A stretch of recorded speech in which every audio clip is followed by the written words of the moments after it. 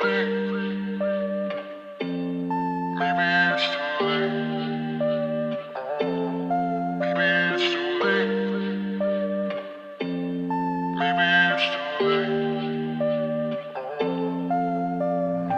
so tired of these late night talks, saying things that we don't mean, that we regret in the morning. Yeah, I just wish we could open up, be a little more honest.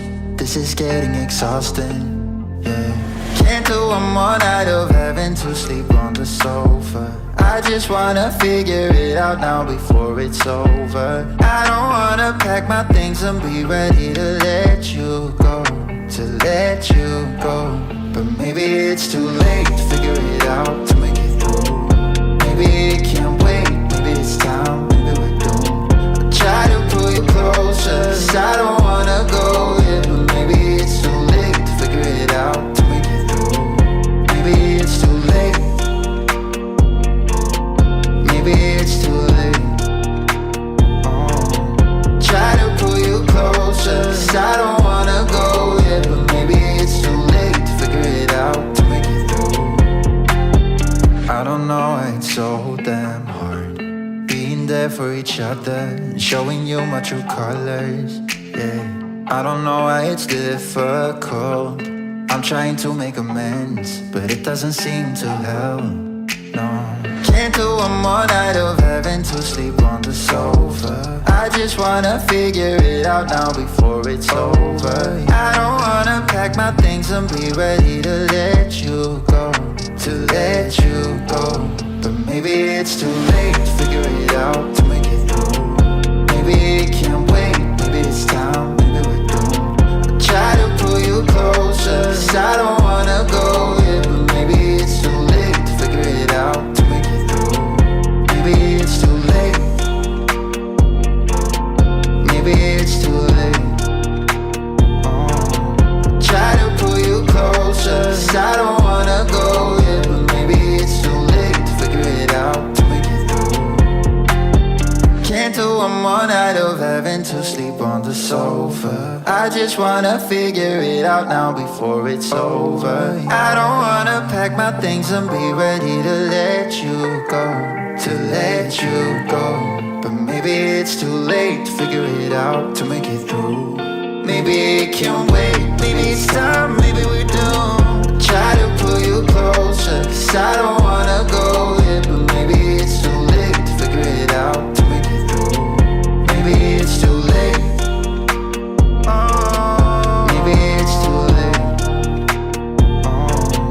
Try to pull you closer, 'cause I don't wanna go yet. But maybe it's too late to figure it out, to make it through. Maybe it's too late.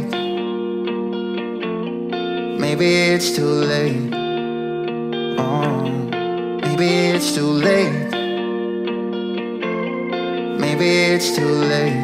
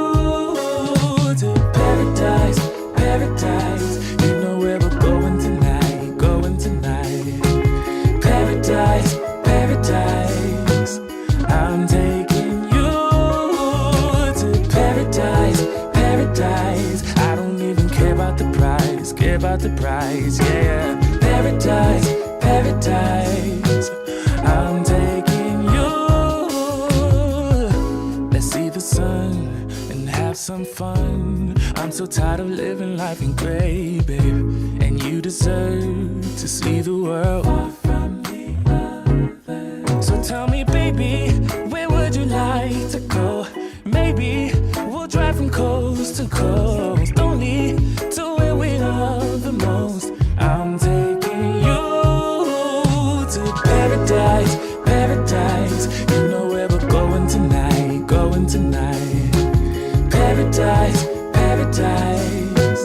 I'm taking you to paradise, paradise. I don't even care about the price, yeah. Paradise, paradise. I'm taking you. Come and take a seat next to me, babe. Let this pretty view take your breath away. Baby, we deserve a break from our old ways. Anywhere's home when you're with me. Come and take a seat next to me, babe. Let this pretty view take your breath away. Baby, we deserve a break from our old ways. 'Cause I'm taking you to paradise, paradise. You know where we're going tonight, going tonight. Paradise, paradise. I'm taking you to paradise, paradise. I don't even care about the price, yeah. Paradise, paradise. I'm taking you,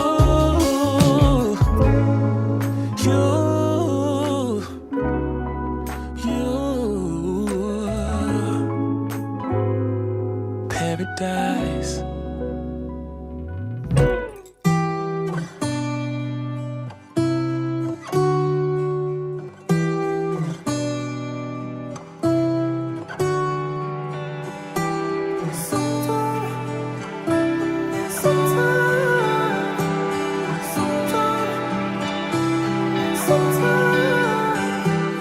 Lost my way in the city, and I feel alone when you're with me.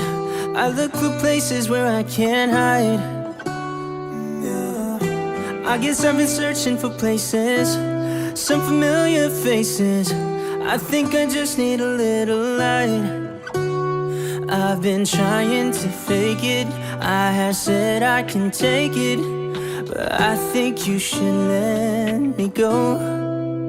'Cause I need some time. 'Cause it has been too long since I got any sleep. Yeah, it's been a while since I've gotten some time just for me. Yeah, I need some time.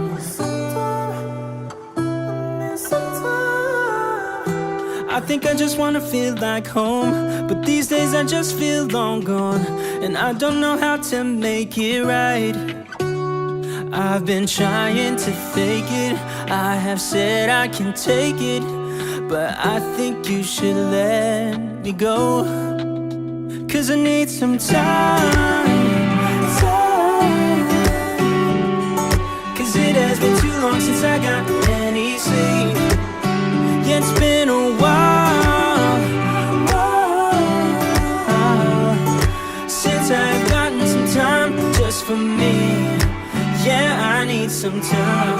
Sometime I need some time. Sometime I need some time. Sometime I need some time.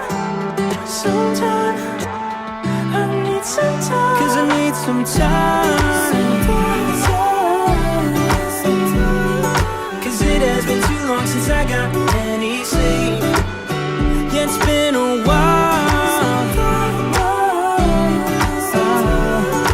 since I've gotten some time just for me. Yeah, I need some time. Sometime I need some time. I need some time. I need some time. I need some time. I need some time. I need some time. I need some time. You're kissing my neck and grabbing my leg, pushing me backwards into your bed. Baby, you are all I need. But I don't wanna dive too deep, too deep. I can feel the tension. Another bottle of this wine, I'll be up in your space. Love and affection.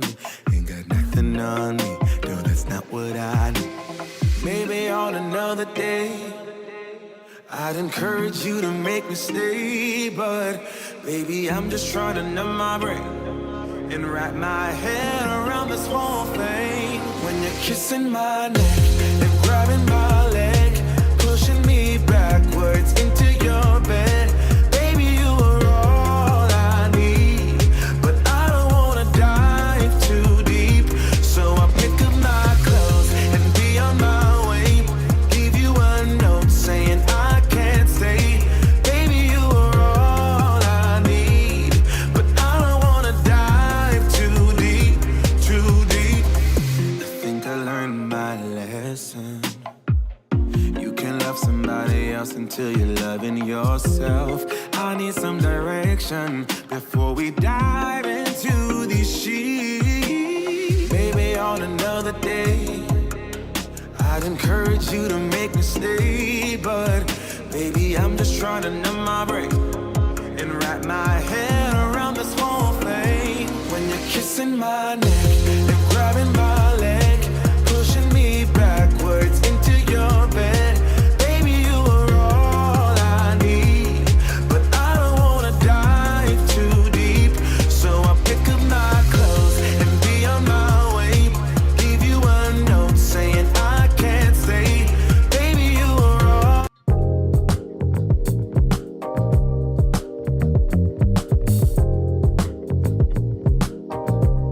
Uh-oh. Welcome, everybody. The mics are hot. Be careful what you say. In this moment, Yes. I cannot say what's wrong or right. No. It's not hard to fool me, No. 'cause I'm addicted to the good life. Yes. Yeah, lead the way, I follow. No need to say No. where we are heading now, babe.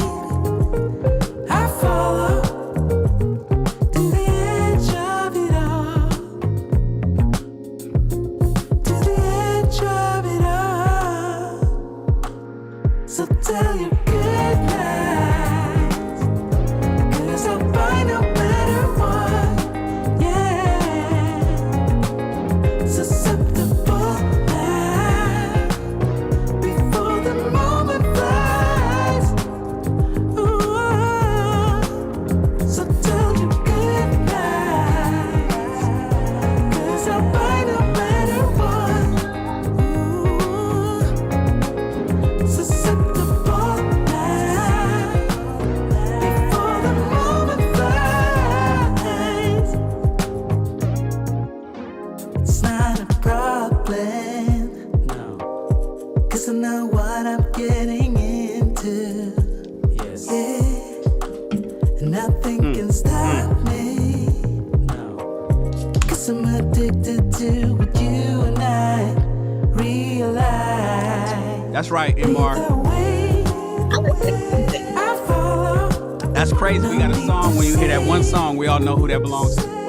where we are heading now, babe. I make no apologies. I follow Shout out to Kevin, to the my frat brother, edge of it all. Kevin Simmons. So tell your good lies, Yo, 'cause to the I'll news. buy no matter what. Yeah, I knew Aisha was gonna smile. susceptible now before the moment flies, before it flies. So tell your good lies, 'cause I'll buy no matter what. Susceptible now before the moment flies. Yeah. And Kevin would say, boppity boppity bop. And we're back, and we're back, and we are back. What's happening, everybody? Welcome to another episode to a newly titled episode. We used to have this show, one called Husband School, another one called Wife School. Husband School was on Tuesday evenings, and Wife School was on Thursday evenings. And what I found is that we ended up having circular conversations, and the men would talk about essentially the same thing that the women would talk about on Thursday, but we weren't talking to each other. We wasn't speaking to each other, and then those topics would go by, and a lot of issues would get unsolved. So what I decided to do was combine the show. So there's no more Husband School, there's no more Wife School. Now it's Husband and Wife School. And we are here on Thursday nights. We have been gone since last year. I think it's been 7 months. I just started streaming again, had to take care of some things here in the real world. And now I'm back. I made some space in my life to dedicate to YouTube and to continue preaching the word that I've been preaching, entrepreneurships and relationships. The two things that I love to talk about, two things that I am a self-proclaimed expert in. I appreciate you guys being here. Please like this video, subscribe to the channel, join the army. There's two ways you can join. You can become a soldier right here on the YouTube channel, or you can become an officer over at our mastermind at srarmy.com. Students, welcome to class. This is the intro I used to always say. It's been so long I haven't memorized it yet. Students, welcome to class. You have now entered the main lecture hall in the Department of Hard Knocks at Shannon Rawls University. Please have a seat, take out a pen, paper, and prepare to take notes. There's a lot to learn tonight. My name is Professor Shan, and I'd like to introduce my esteemed colleagues of the night. Then we switch to this screen, and my favorite people are here. Sir Hale is here. What up, Sir Hale? My guy. Everybody give a shout out to Mr. Sir Hale. Everybody give a shout out to Professor Aisha. Everybody give a shout out to Professor Letitia Underwood, and everybody give a shout out to Professor Happy. How y'all doing tonight? We are back, you guys. Pretty good. Hey, doing pretty good. Good to see you, brother Shannon. Good to see you, Yes, lovely sir. ladies. It's great to see you all. Good to see you all. Long time no see, no speak. Yeah. I know. New I'll be seeing y'all. We just haven't spoken in a while, but I'll be seeing y'all. Year. Y'all be up and down my timeline all the time. Sir Hale, are you? It says that you're in the green room, but you're not in the green room. Are you here? We see you. Oh, there We it see is. him. I don't know what happened. Yeah, I see you guys. Okay, I don't know what it just everything just lit up on your screen. I don't know what happened. Anyways, okay, my man is here. So what is husband school? No, what is husband and wife school, ladies and gentlemen? Some would argue that there is a gender war amongst the black community, particularly. I speak in generalities, but I like to talk specifically to African American issues. And one of the issues that people are having is that the guys are saying that the women aren't wives, and the women are saying that the men aren't husbands. People are not preparing themselves or being prepared to sustain long-lasting, loving relationships. And relationships is what it's all about. Human beings, we are, as I say, a colonial people. We need each other. It is what it is. It's no way around it. We are not meant to be hermits, to live alone, to die alone. So become a husband. And I've been a husband twice. I'm been divorced twice, but I still believe in the institution of marriage. In fact, me and Sir Hale was on a panel 2 nights ago discussing some things. It was a discussion about, is marriage worth it? And I explained that marriage is absolutely worth it. And some people were saying that it wasn't worth it. And they were saying that the institution of marriage is failing and whatnot. And I think it was Sir Hale and I that was trying to explain to them, it's not marriage that fails, it's people that fail marriage. Everybody always says, man, my marriage failed. No, the marriage is solid. The marriage was intact. You failed the marriage. And so I'm here to try to red pill people, to get them to be aware of the nature of men and the nature of women. And with that, let them know that marriage works just fine if you work on yourself. And so I'm trying to help the young guys out there, and women by proxy, to become better people. Tonight, we are going to be discussing, and this is going to be a short show because, again, this is like almost an inaugural from 7 months ago. The last time we went live, I think you guys was October of last year. It's June now, so we're talking 7-8 months. But we're gonna have a discussion. There's some people that's texting me saying that they want to pull up, but I've given them the link. If they come in, then we'll have them. No problem. I haven't made it home yet. I definitely have something to say on this. We'll see if they pull up. We'll let them in if they click the link and come on. But we're gonna go ahead and get started. How have you? Before we get started though, how have you been, Aisha? I know Aisha is my cousin, my real life blood cousin. Her mama and my mama came out the same mama. We share the same grandmama, Big Mama. Yes, Big Mama. And we're supposed to do a family. I'm the one that said we're gonna do the family Zoom meetings, and I'm the one that ain't even did them. We haven't pulled up to a family Zoom in a minute, but it's always good to see family. It's good to see everybody. I've been good. I don't have any complaints. I think since I've last seen you all, been on a couple of trips, working. Where'd you go? I went to Belize for my birthday. I don't think I've seen you guys since then. And then my husband and I took a cruise for our anniversary / just Christmas. Yeah, we left. We had a great time. Came back, Okay. That's it. Hold on, let me see let me get this system going. Professor Robert, hey, how you doing? We said hi to everybody. Rob?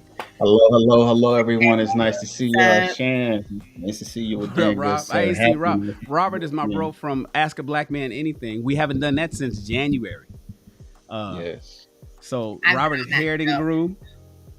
Did you get married, Rob? Did you have some kids? No, I'm not married. Didn't have any more kids. I'm good there. So, working on some things. Though. You never know how it's going to turn out at the end of the day.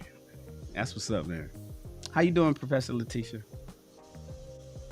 Now, Letitia, explain to me, is that a television behind you, or is that a reflection, or is that a real fireplace? No, it's a fireplace. I'm cold. So I got the heat going. I got the fireplace going. Sorry about the lighting. I'm on vacation, and this is all the light that I got here. So. No, that's fine. You give it. In fact, it's funny because that's how Kevin wanted. You give me that Kevin Samuels feel. All you need is some color lights and a Tom Ford book. Oh wait, hold on.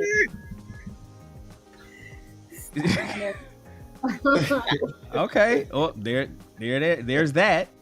It's supposed to change colors. Is it changing?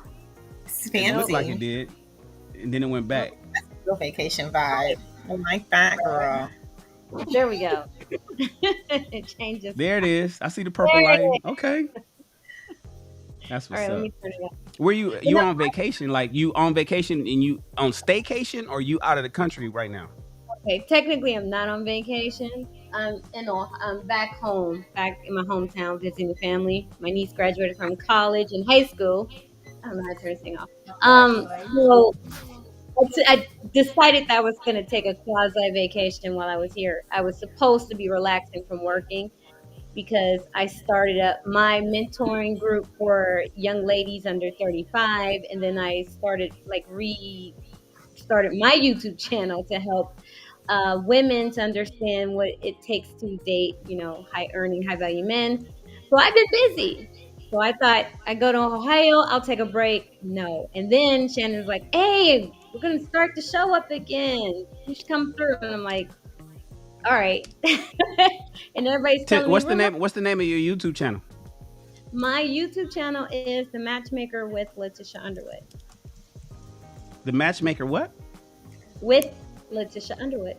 Oh, with Letitia Underwood. Okay. Mm-hmm. So everybody's like, relax, you got to take something. My mother was like, I see now why you don't answer the phone, because you're always busy. So. Okay. I'm going to put that right there. Thank you.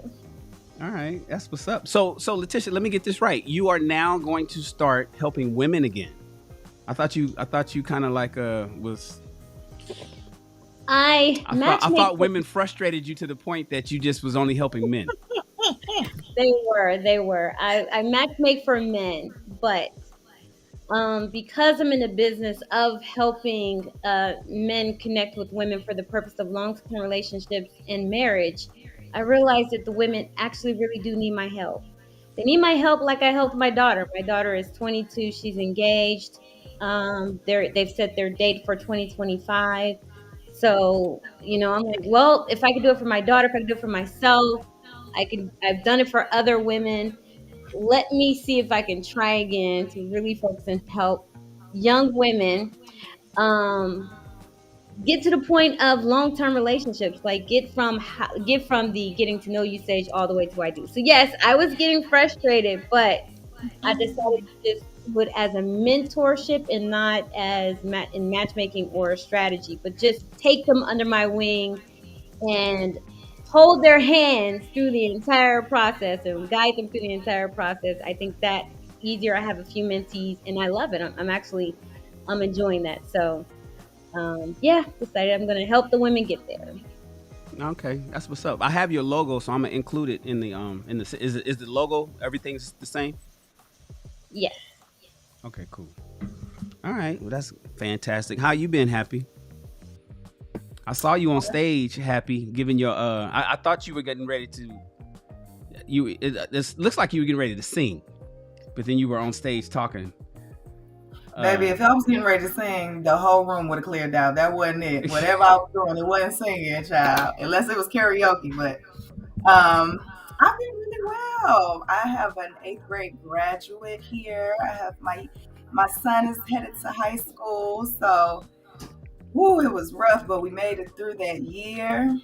I'm a You got a high schooler now. Yeah, I know, it's crazy. I feel like am I even grown enough to have a high schooler? I'm not sure, guys. But, God entrusted me with the job, so I'm going to do my best.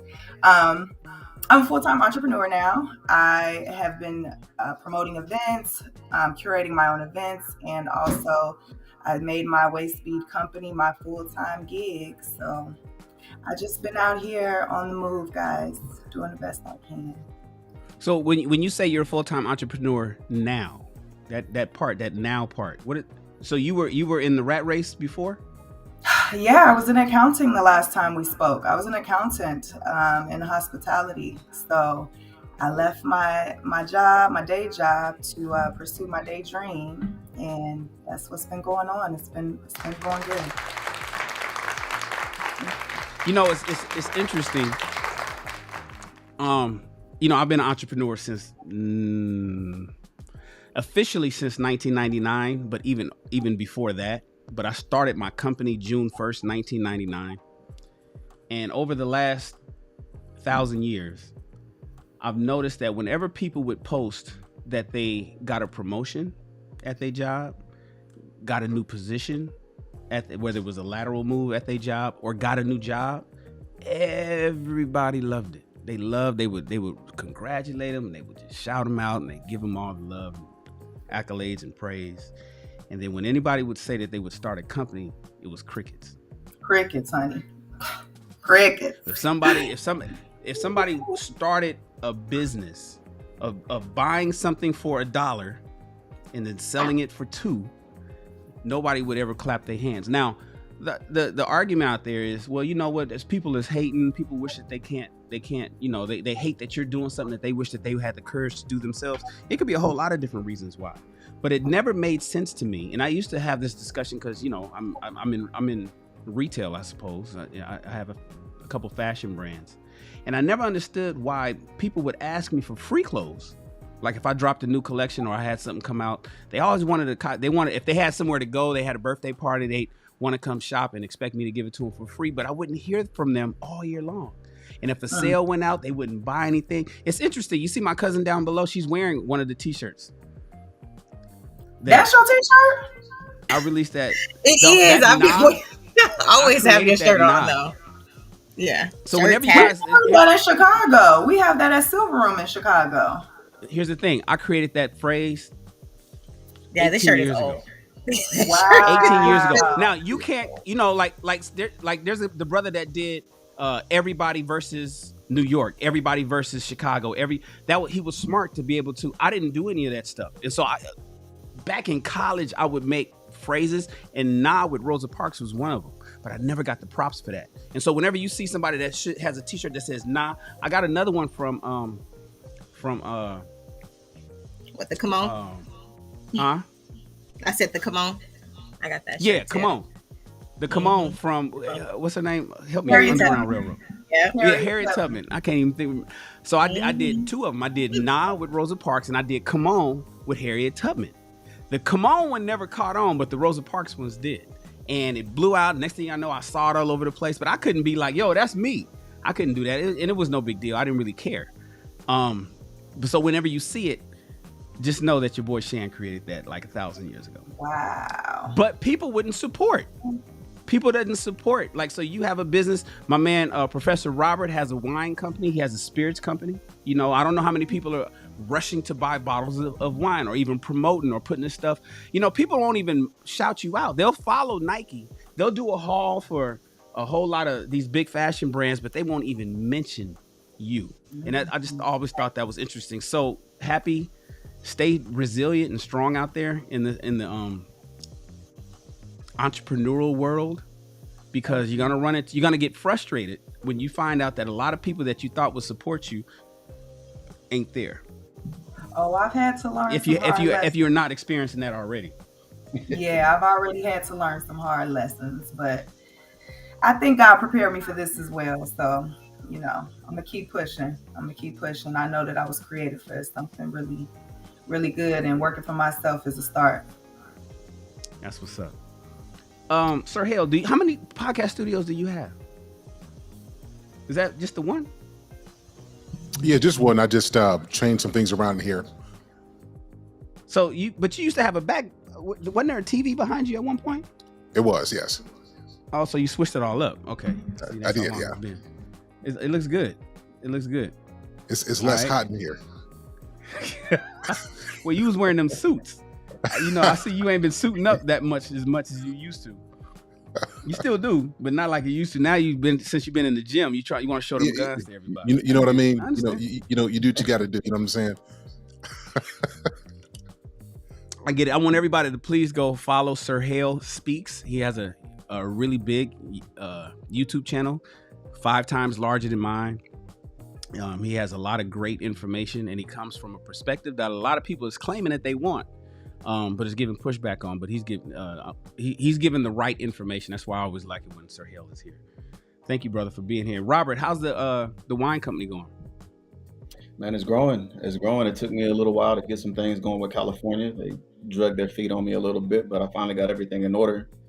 So now things are growing. We got a sip and paint that we're doing on Sunday. I got to bring up the location and everything like that to remember it, but it's moving, man. I'm enjoying the process. And like you said, people you think would support you, they may be a little slower to move their feet, but I haven't run into too much of that. I've actually been pretty fortunate with the people that I've run into on this journey. So I'm enjoying the process, man. Enjoying the process. Okay. Well, without further ado, let's just jump right into it. I know one thing that a lot of people do these days is reactions. They play the video and then they react to it. I'm not sure if we're going to start doing that. I want our conversation just to be organic. The purpose of this show is to show young men what they need to hear from men on how and what they need to be great husbands. I want the ladies to hear from women the things that they need to be great wives. I know everybody want to be married. I get it. Everybody wants the wedding ring. They want the fancy car. They want everybody to come out. They want a huge reception. They want 3 photographers. They want the video. They want, I get that. But then that's planning your wedding. Not that many people plan their marriages. I certainly didn't. Twice. I failed to plan my marriage 2 times. And I don't want people to fall into the same trap that I did. So we bring up the questions and we have the hard discussions, regardless of how we feel. We have the hard discussions so those that's interested in getting into long-term relationships could come here and learn a few things. Happy mentioned something just now, and I'm gonna put that up on the screen first. And I'm sorry, not Happy, Professor Letitia. She said that her 22-year-old daughter is getting married in 2025. And so it made me ask, here's the first question of the night. How long should a couple be engaged before marriage. Some people say that you should just jump right into it. What are you waiting for? What's the holdup?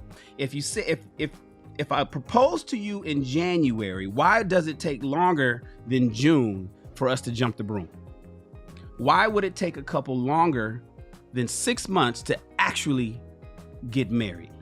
Other people say, no, there's a lot of things you got to take care of. So the whole, you got to plan. Well, what are we waiting for? So I want to hear everybody's thoughts on how long an engaged couple, a guy gets on his knees, on bended knee, proposes, she says yes. How long should it take for somebody to get married? Should it be 1 year, 2 years, 3 years? Some people have been engaged for 10 years, just dragging them, stringing them along. Some people get married right away. What do you think? I want to hear your perspective. You go first, Professor Letitia. Why is it that your daughter is engaged in 2023, June, and she's her fiance is not getting married until 2025? It comes down to the venue. The venue they want is not going to be available. So I think that it for a lot of people, it comes down to finances. Finances and the intricacies of planning a wedding. There's a lot, your venue may not be available. Getting a custom dress may not be, a good wedding dress takes at least 18 months on average to come back, right? Unless you just get one straight off the rack, and hope you can find a seamstress that can will be able to tailor it to you. But I think that's what it really comes down to. Couples who have the finances and the resources to pull strings and to get the venue of their dreams, I don't think they're going to wait that long. I think for a lot of couples, you see these long engagements because it's finances. In my daughter's case, because mommy is footing the bill, it's not finances, but it is the venue. The venue, she really wants this venue.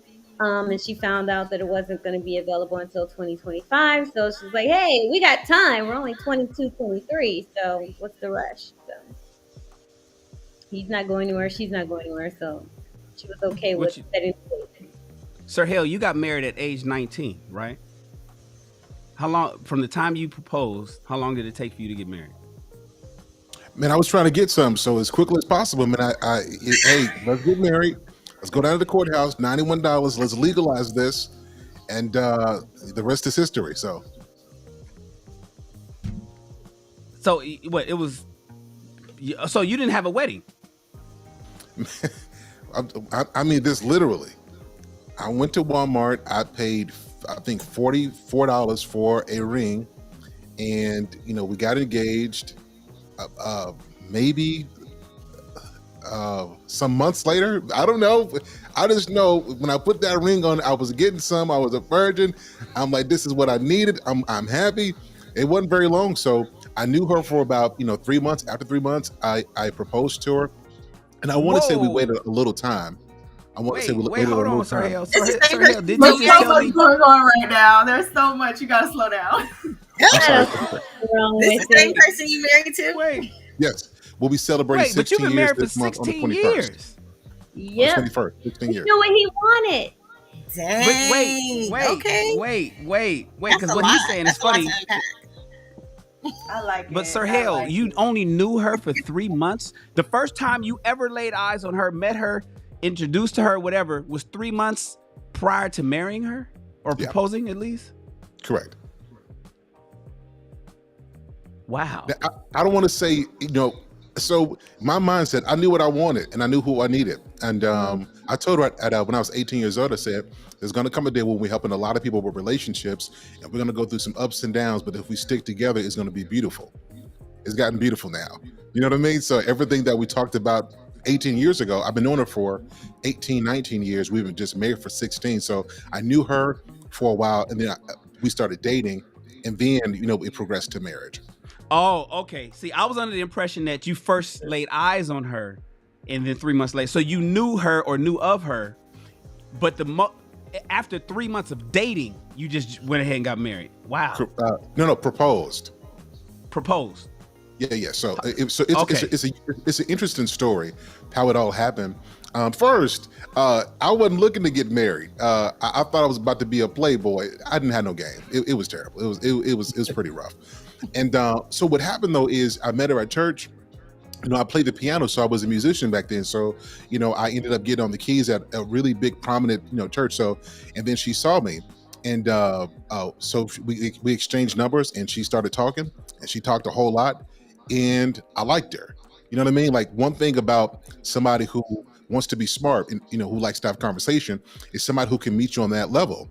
And so we would talk for hours. I mean, I would get off work, we would go to the pool or to the lake or something, and we would just talk. I mean, getting bit up by mosquitoes. I'm talking about Texas sized mosquitoes. I mean, but we would sit out there talk, and it was through that conversation that I'm like, I found a friend, and that was the first time where I felt in my life that I found somebody who wasn't just interested in me for my talent, but she could hold a conversation with me.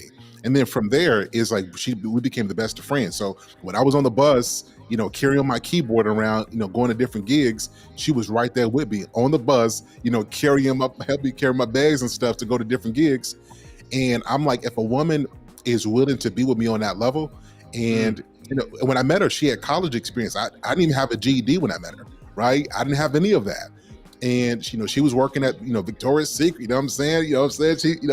She was wearing the Victoria's Secrets too, but that's a different story. It's a different story. And she would make a little bit more money than me, but it was never one of those where she put that over my face. It was none of that. And I'm like, at 19 years old, I think I found something. And once I had that mindset, it was history after that. It wasn't perfect, so I don't want to I don't want to sell a dream that it was perfect.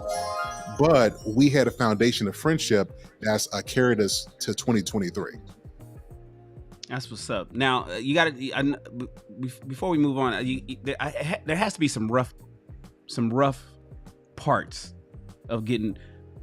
Would you advise everybody to do what you did? There's a song. I'm not sure if you listen to Latin music, but there's this art. Yeah, there's this artist. He came up with this song, and it's called "Hell to the No, no, hell to the no." So I would say no. So especially in 2023, I would say it wouldn't, unless you've been cultured for marriage and you are with a person who can see you for you. Like money is a big thing, right? You have to have somewhere to live, but unless that person is invested in you, like they invested, if you gain weight, you lose weight. They're invested if you have a good job, you don't have a good job, and they love you on that level, and they want to go through life with you. You found a friend, then no. I was blessed, and I use this word. I was really blessed to find a woman who that has just not been our issue. It's been some issues, like when you expose a woman to some more, you can't buy her Louis, you can't buy and then go backwards, right? But when you find somebody it's not for the stuff, it's for you. It's very rare to find that in these days. So if you do find that, do not wait years. Don't wait years, because all you're going to do is you're leaving space and time and chance. We waste a lot of time thinking, we need to wait. We need to have this big moment. And marriage is not about big moments. It's about the small ones that you spend together and you appreciate. And so if you're blessed to find that, make good on that and then honor it even when it gets hard. So I'm saying this facetiously, like I would say no. But if I had to do it over again and I met her, I would do it again, because I found a friend for life. So, all right, that's what's up. Aisha, how long were you engaged before you and your Dang, I husband gotta go after that. I'm just playing. That was beautiful. We were probably engaged for like not very long. I think it's funny. We had a very short engagement. I want to say we decided we were going to get married, and 2 weeks later, we were in the backyard getting married. Wait. Now, how does that work? We decided. Was it like what you think about marriage, or did he? No, so we had already. I mean, like we had been building a friendship over a couple of years. Like we had gotten introduced, and it was just kind of like cool to know somebody that was far away or whatever. But I was doing my thing, he was doing his. But as we got to know each other, we just knew what we were looking for and what we wanted. And I ended up going out there, for a wedding. I was in my friend's wedding, and we just had a like Going really. out there? What does that mean? Going out there? Oh, my husband's not from here, so my husband's from a different country. That was another reason why we kind of got married a little bit faster. We wanted to make sure that we were prepared to like begin the life that we had already talked about. We didn't really need to. I mean, of course, a wedding is beautiful. I think that a lot of people say, "Would you, have a wedding?" I'll have one. Maybe, we'll do a vow renewal or something like that. I think weddings are beautiful. I think that having your friends and family celebrate you and the union that you choose is great. But as long as you have God there, we didn't really need much else. So that was most important to us. But yeah, no. So when we went out, when I went to go visit, to go be in the wedding, he ended up pulling up on me like, yeah, I found out you was coming out here and I found you. So, what's up? And Oh, so he he Will was like, I want Smith to be you. in a He relationship was with like, you. yeah, you gonna I be wanna, my wife. yeah. He was like, I want to be in a relationship with you. Let's, we're going all in. And I was like, okay, yeah, sounds good. I went home and I was like, so you said all in? He was like, yeah, no, you're my woman. Like, we're together. And like, we're going to get married. And he asked me to marry him. And I was like, oh, you're just kidding. And he was like, no, really. And we were like, when are we going to get married? And we just talked about it. It was like, we can do it now. Like, we can do it before you go home. And he was like, yeah, let's do it. So I called both of my parents. Like, we kind of had been alluding to it and talking about it, but I just thought we were like joking, just talking. But I called my parents and I told them, and they were like, okay, like, are you serious? I was like, yeah. Like, So, but you mentioned that one of the reasons that you guys expedited the marriage is because he was from out of the country. There was no doubt in your mind that he wanted to marry you so he could no, become American, no, definitely no, most definitely not. His most I guess the most important thing to him was that he can get a job. He's like, I'm a man, I'm a provider. If I can't have a job, if I can't take care of you, it's a no-go. So for us, I didn't have nothing. He had more than me, even over where he was at. So I was like, if you're trying to get over on me, buddy, you picked the wrong one. You should have looked around a different corner. I wasn't the one. I wasn't going to take you where you wanted to go. But no, I didn't have no, I don't necessarily tell everybody to go and just like fall head over heels with somebody, get to know them, get to know their character. And he was just a good But you man said you about knew how him for a couple he years. took advantage of me. Yeah. So Yeah, you I knew knew him his for a couple family. years. Yeah, his family was like, oh, we have a nephew. You don't know why we didn't introduce you guys. You should meet him. He's coming out here to visit. I met his little sister. She interned with us, and so I, just kind of, we knew each other, just like, oh, okay, yeah, hey, friend, whatever. Just as we got to know each other more, we just enjoyed each other's company. We became great friends, great friends, talking and everything. So marriage is hard though. Cool. Yeah, You just threw that. That ain't part of the topic. On it. She I'm just came out of saying, the blue. though, Marriage just is hard. fast and I hopped into it, y'all. We talk about fiancés engagement. You like marriage is hard. Listen, I just want to throw it in there. I'm still a wife. It is. Trust me, and it's something that I failed twice. Robert, you were once married. How long did it take you from the time you proposed, assuming you proposed to her, to the time that you were officially married? Yeah, I proposed to her in February. We got married in August, so about 7 months. 7 months. Full blown wedding. Full blown wedding, full blown reception. It wasn't big because we were young. I got married at 20. Didn't have a lot of finances. I was working, I had a good job, but it wasn't stacking paper at that point. Who paid for it? I did. Okay. Her parents from another country. They didn't come over. There was a lot that was going on at the time, so I was the one who paid for everything. I did have a little bit of help from my mother's husband at the time. So, but other than that, it was me and him.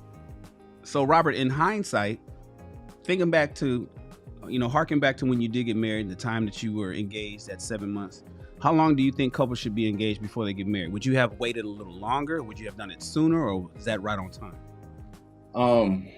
I almost lean towards the time it takes to be engaged. That part doesn't matter that much to me. Once you're together anyway, if you're committed to that person. But like the other two that went before me said, they kind of had a friendship with the person before they got to the point where they were engaged, or knew of the person somewhat. Me and my ex-wife, we met in high school, and then we didn't talk for about a year. Then we got back together.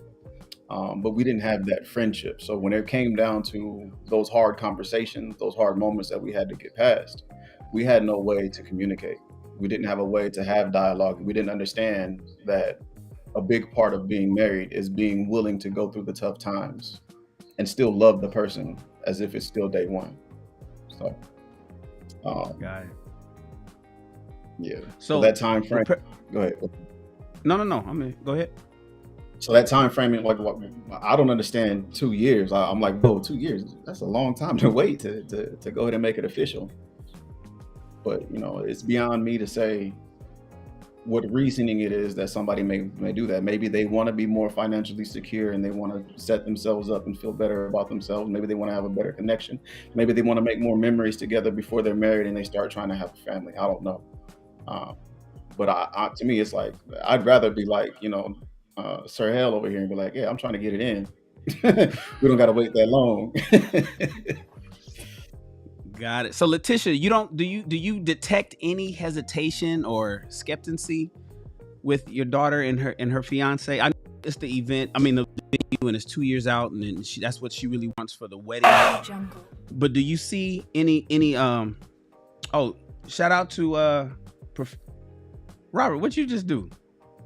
I don't know. I didn't do nothing, man. I didn't have my hands on it, man. It's somebody. Oh no! It's your name is over. I'm looking at it like, what? It looks, because it's in the center of the screen. It looked like Professor Robert did something, but the name of the person, somebody just joined the army. Who to? That's I Am Jules. Everybody, salute I Am Jules. I appreciate you for joining the army, man. Thank you so much. I appreciate you. So we have membership over here at YouTube for exclusive videos that only the members can see. And then we have a mastermind group at my website, shannonrawls.com. And I Am Just Jules just joined. I appreciate you joining, brother. Thank you so much. You'll get a message from my assistant later on the next step that you need to do.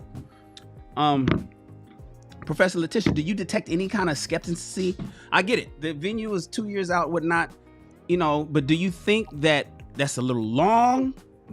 Are you happy that it's that long? Are you worried that something can happen in those 2 years where, whereas if they were married sooner than that, just, whatever it could happen won't? No, they met in college, so they've been together for a while now. They've been together for almost 5 years. Their relationship is very solid. Like, for them to be so young, they have a solid relationship that you see mostly in people who've been married longer, right? Plus, my daughter was basically trained and educated for this. And then, they have the family support. His family supports the relationship. And my family supports their relationship. So whenever there's conflicts, there's people who are willing to help them resolve it. Everybody is invested in the relationship. So I don't see any hesitancy on their part. Plus, you forgot to ask me. I got married 2 weeks after. I married her father 2 weeks after he proposed. We didn't have a wedding. We went down to the Justice of the Peace. He went to Pearson Pagoda, got our rings. He said, it was funny because we actually had a pregnancy scare. And he was like, listen, because we were young. He's like, listen, if we're going to be doing this, we might as well go ahead and get married because I don't want any children out of wedlock. You were always going to be my wife from the moment I met you. I knew that. So we were going to do it later after college. Might as well do it now. So I'm like, okay. Because that's all I ever wanted to be really was a wife. So I'm excited. So we went to Pearson Pagoda. We went downtown, did the paperwork, set the date. 2 weeks later, I was his missus. So I'm not averse to people wanting to do it soon. People just need to make sure it's who they want to be with, but they also need to understand why. So my daughter, when she told me her why she wanted to get married, she gave me a very profound, solid answer. So I was like, okay, their relationship is solid. So 2 years out, plus it gives mommy time. Like, I don't have time to be rushing to put a wedding together. This is my only child, so we got to do it right. This more likely is going to be the only wedding she's going to have, so we have to do it right. So, plus, considering how busy I am with everything that I have going on with work and myself being an entrepreneur, I'm glad I'm getting this 2 years to plan because they were originally going to do it this May. Oh, really? And Yes. And that was the original date was this May. And I was like, oh God, I really don't have the energy and time to put on a wedding, to plan a wedding. So then the venue, when she found this venue, they're like, oh no, we don't have anything till 2025. And as girls go, once they have something in their head, they really want it, there's no letting go. So it's like, at first it was like, why so long? Like I'm ready to get this over with. But then after I thought about it, I was like, yes, because I'm going to be essential to planning this, and I really don't have the time and energy. So it gives me enough time. So I'm not worried about the relationship because it really is. They really do have a very solid relationship. Okay. So, are you essentially saying it depends? To answer the question, does it depend? What would you suggest? You know, you counsel people about these things. So, what do you suggest that people? How long should a couple wait? And does age matter? You know, they're like you said that they're so young that they got time. Does that apply to somebody who's 40, who's 20 years older than them, and that's 42? I don't see someone our age waiting, especially when you have the resources now. If you're stacking your money to pay for your wedding, you have to pay as you go. I can understand why the wedding will take so long. But then again, it's like justice of the peace, make it smaller at our age. Why are you trying to put on this grand affair and you really don't have the money? But to each their own. To me, it's not really about how long it takes you to get engaged because you can do that 2 weeks in, you can do that a year in, 6 months in, 2 years in. You just need to understand why you're getting engaged and know the person that you're getting engaged to. A lot of people that I'm coming across that when I ask the question of why do you want to get married, doesn't sound like it's about marriage. It sounds like it's everything else that they want out of life, but it's not about marriage. So if you can't figure out the why and the why is not grounded in the purpose of marriage, then no, I wouldn't suggest you're not ready to get married, period, at all. But for me, when someone says, "Oh, we got engaged 2 weeks in, we just met," and I'm like, okay, how much vetting have you put in? How much time have you put in getting to know the person? Do you know your why? And do you actually know the person that you're marrying? Do you understand that the person that you first meet is not going to be the same person once the honeymoon phase of the relationship ends? I should have Like said no. I didn't know as that. long as you can accept that the honeymoon phase is going to end and Dracula's going to come out at some point, queen of the night, the person right now is not going to be the person 6 months, a year, 2 years from now. But as long as you're willing to work through that, you're willing to get past that, because just because the honeymoon phase ends doesn't mean the relationship has to end. You just have to work through that conflict that's going to come. So as long as you understand that, hey, if you want to get married engaged 2 weeks after meeting somebody, I don't see the problem. Let me be clear. You might be introduced to somebody brand new after the honeymoon. It may not take a year. You go on the honeymoon, y'all come back home and you be like, what happened to my wife? And what'd you do with her? Because I don't know who you are. But I mean, Happy, if I proposed to you today, how long would you make me wait? You know, that's a good question. And I actually have some follow-up questions for Professor Letitia, because I've always thought I was just going to elope and have a big reception. I don't want a whole lot of people at my wedding if I get married. But I do want people to celebrate the union with me. I want the most important people in my life to actually be at the wedding part of it. And I don't think that would take a whole lot of time.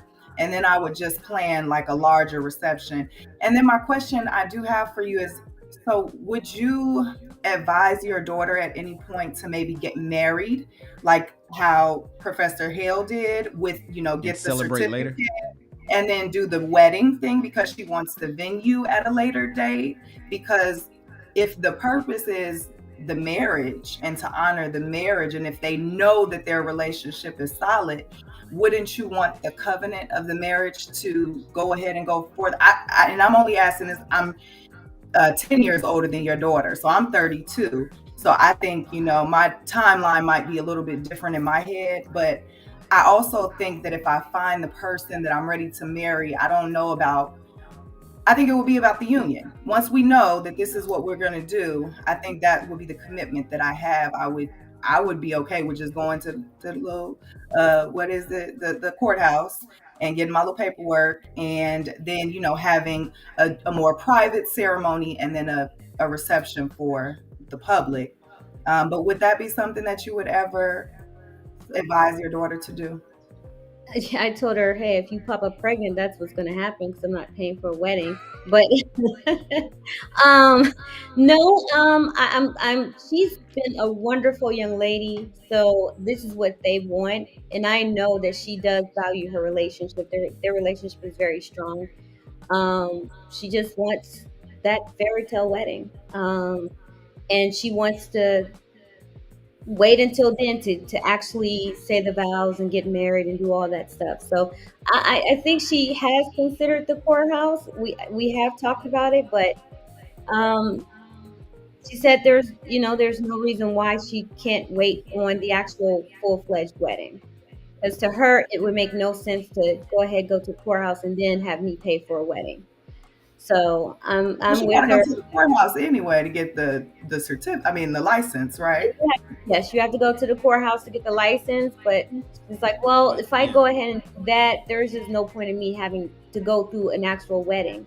So she has her reasonings, her thoughts, and because I know that she is a very intelligent young woman and he is a wonderful young man and they have a very strong relationship, I'm like, hey, okay, whatever you guys want, it's your thing. Me, I was so excited. I went down to the courthouse. I was like, it's no problem for me. Like, we don't need to have a wedding. But I kind of do think that she wants to give me kind of like the wedding I never had. So kind of. But yeah, for me, it's like that's what she wants. That's what they want. So I don't So see a if I problem with propose to you, Professor Letitia, today, how long would it take what. for you Oh, to next week? for If I propose next today, week. we would Now, be. next week, as soon as we can get the paperwork taken care of. I got it. All right. I'm old. So I'm old. I That's don't need all that. interesting. That's interesting. Because another thing that you said was a lot of people that you talk to say that they're talking about why they want to get married in regards to the life they want as opposed to the actual marriage. But wouldn't you consider marriage because of the life that you want?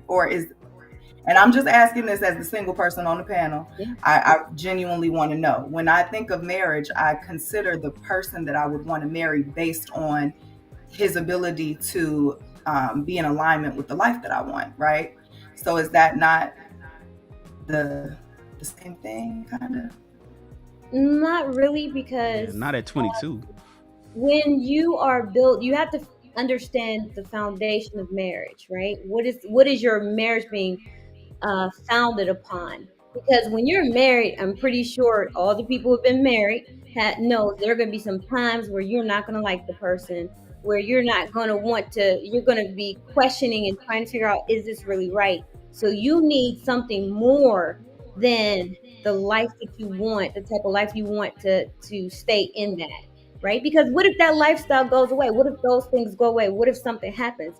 What is your reasoning for being in the marriage?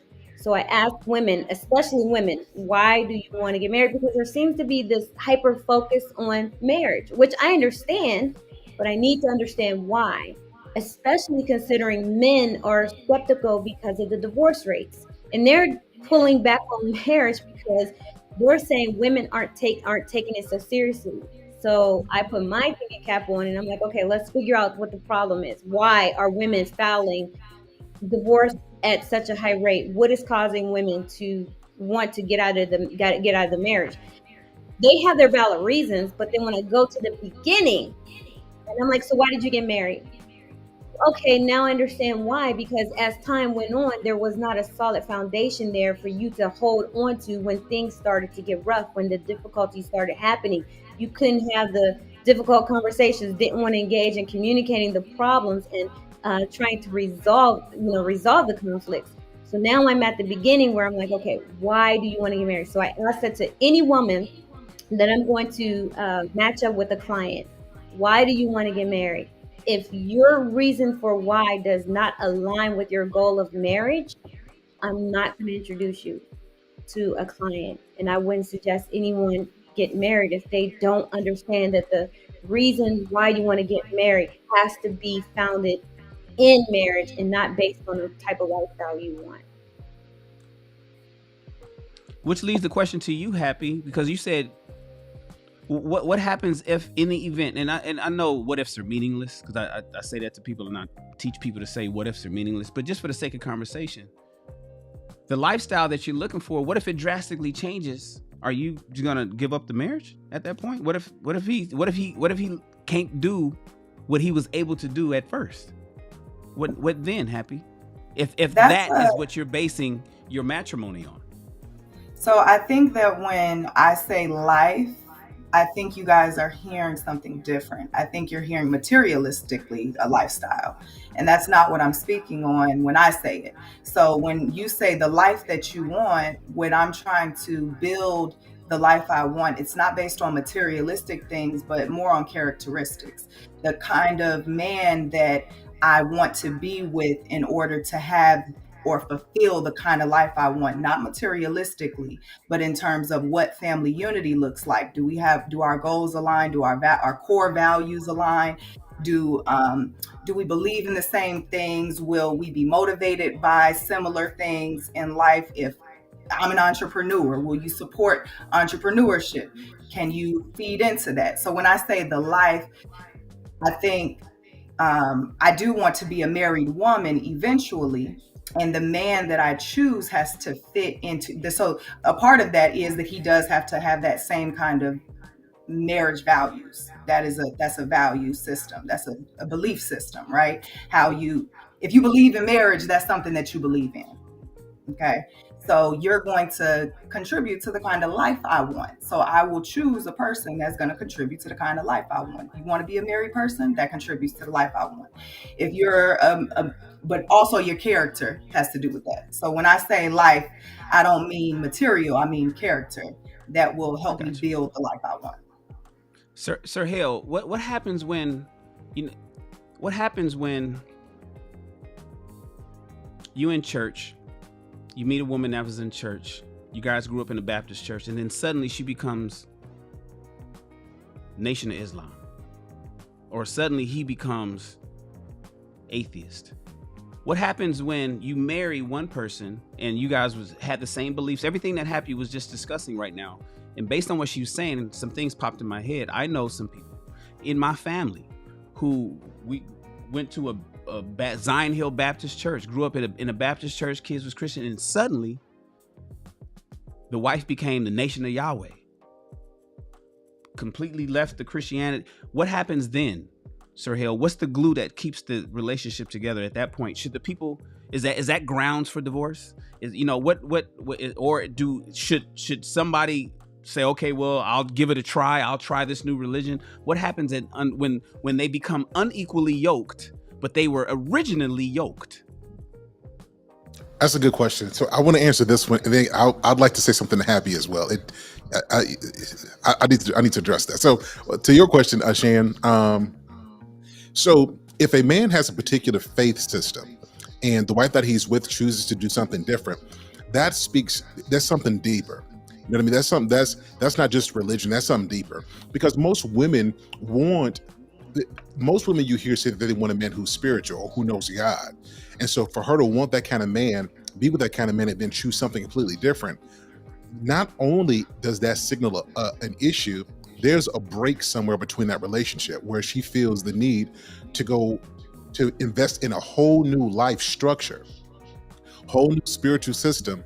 So that speaks to a deeper issue. Now, from the Christian faith perspective, if you have a wife or a spouse who does go to a different faith, but they don't want a divorce, and you guys can find a way to live with each other, well, then by all means you can.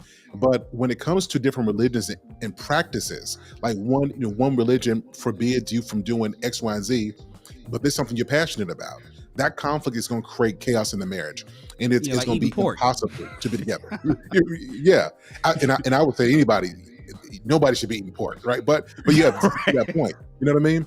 So that's going to create some conflict. But if they can work it out, I think that they should, because marriage is beautiful. But if I was giving advice to somebody, your faith systems are going to create conflict. It's going to create real conflict. Now can I address Happy?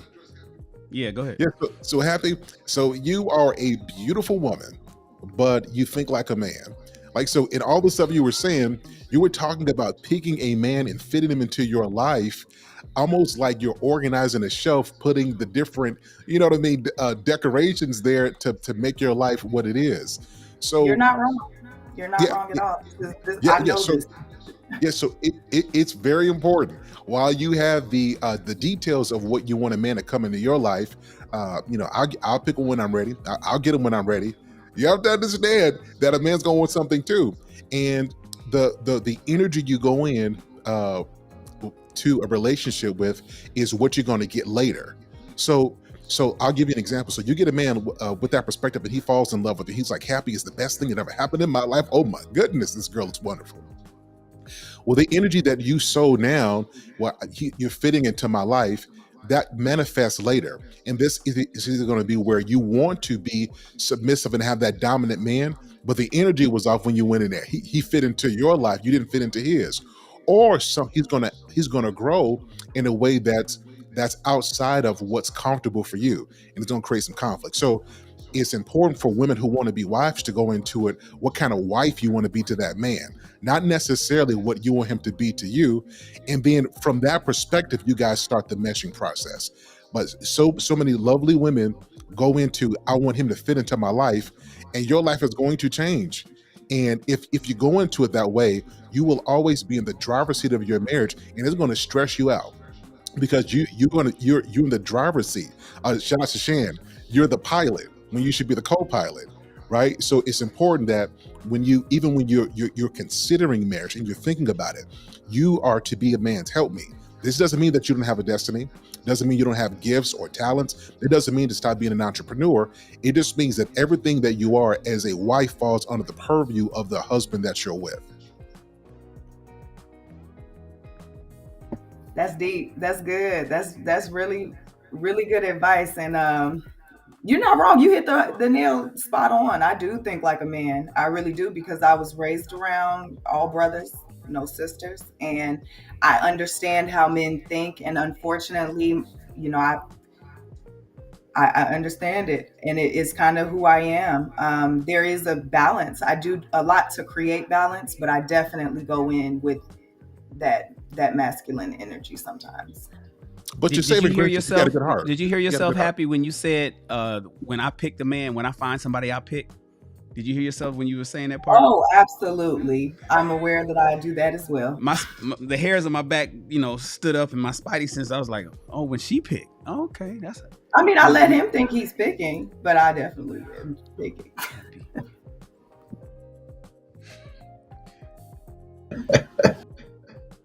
Listen, I let him think he's doing the picking. That's what you asked for me. All right.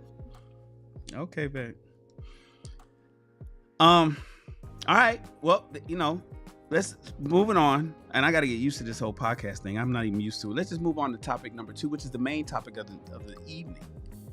Oh, that's right. I got to turn one on and then turn one off. What is the upside? No, that's not the topic I want.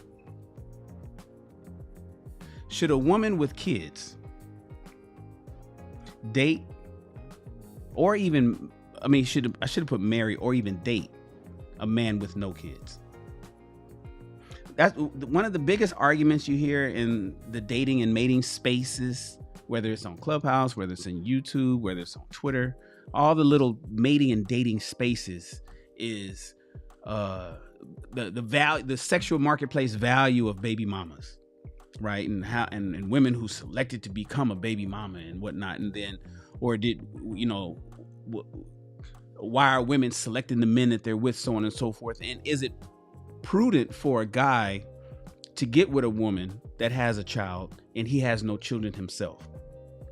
I'm curious to know, and there's a lot of people that's going to be interested to hear you guys' opinion.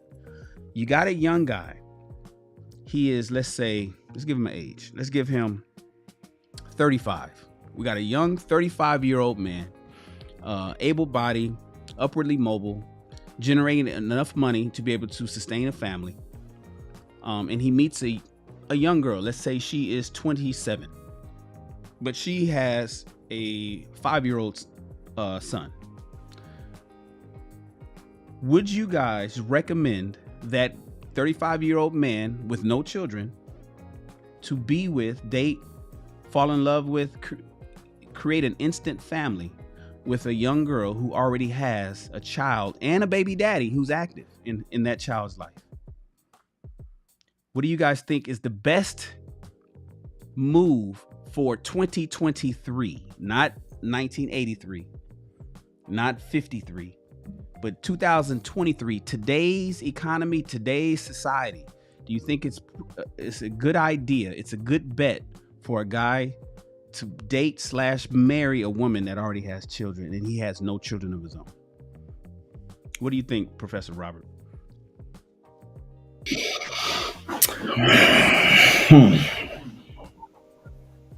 I think it depends on, you said the man dating the woman first, right? Yeah. The guy, he has no kids. He's 35. He's doing well. He's a junior exec, and he met this girl at a happy hour, at a bar at a happy hour. He likes her. She's pretty. She's still relatively young, but she got a kid and a baby daddy who's active. I don't really think that that's something that we shouldn't do, that men shouldn't do. I'm not much older than 35, so I'm still around that age. And would I date someone who has kids? If I didn't have kids, yeah, I would. I definitely would look at the mentality of the woman. How is she with her baby daddy? How is she with her own kid? How is she with her parents? Has she grown enough from the previous relationship? How would you know? Just a quick question. How would you know? How would you be able to quantify that? That's the vetting. That's the taking long enough. That's not the one you meet and then 2 weeks later you end up engaged and married with. No, you got to do a little bit of vetting and finding out whether or not that previous relationship was healed from, whether or not she's blaming everything on that past relationship, let alone the impact on the child from the previous relationship ending, let alone the impact on the child of you stepping into their life, and whether you're the type of person that can be a father figure to the kid, to the little boy or the little girl. There's some compatibility things that would have to be worked out there. And how do you get through all that? Well, that's through the whole vetting process. That's through the asking the right questions, to making sure that this individual has done the work. So I don't really see myself telling a young man, a 35-year-old, that he shouldn't date someone that has one kid.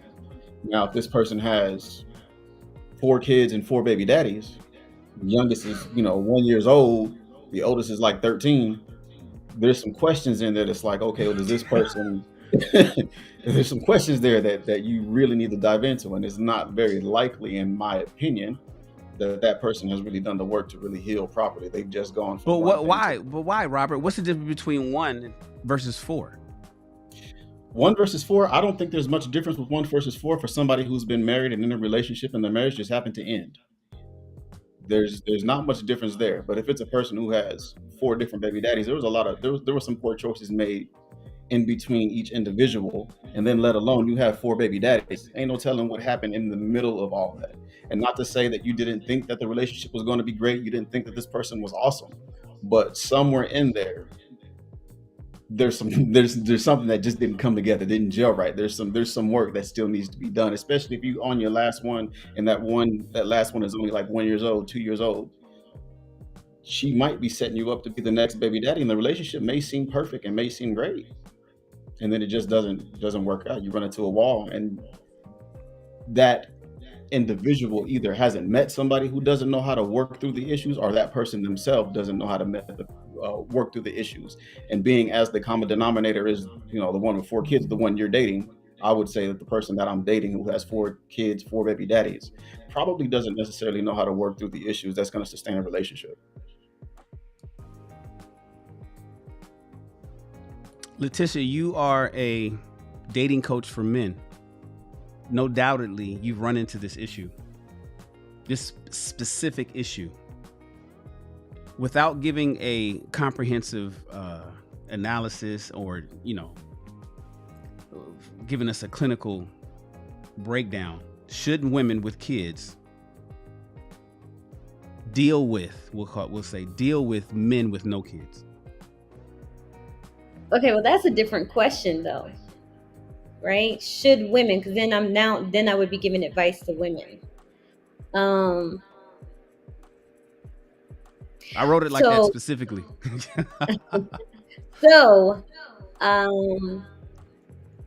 because let me give you some backstory as to why. The reason I wrote it that way, because typically the question is, should men date women with kids? That's the question that everybody asks. The reason why I wrote it this way is because men want sex, and women are going to give that access to sex, and that is sometimes the problem where the accidents happen.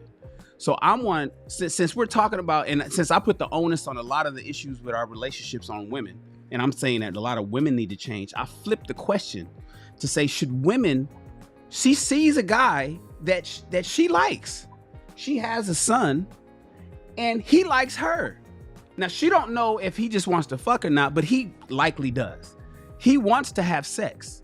Men want to have sex, and a lot of times their judgment is clouded by their balls. So I'm putting it on women to say, do you believe that you as a woman should date that guy knowing that you have a child and a baby father who may or may not trip? I put it that way. Now, I believe I know what most women would think, but for the sake of this discussion, I put it that way so we can hear you guys' opinions. So go ahead, Letitia. Yeah. That's why. That's the backstory. Yeah. Most women are gonna do it.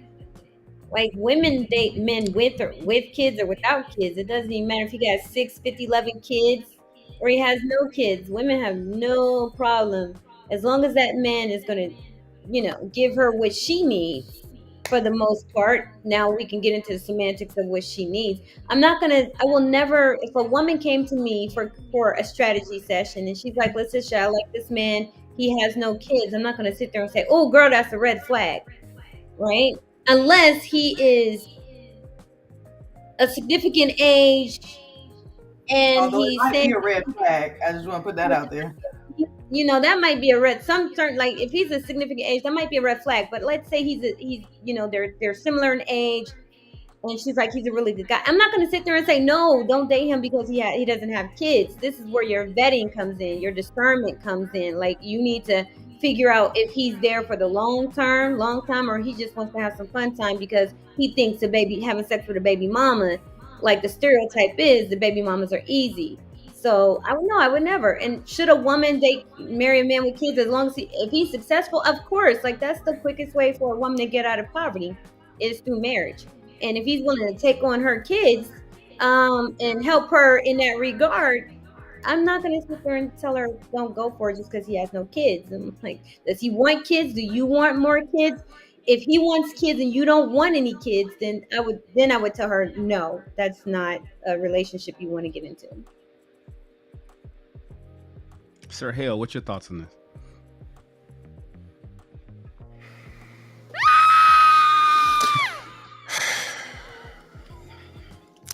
Just a couple things.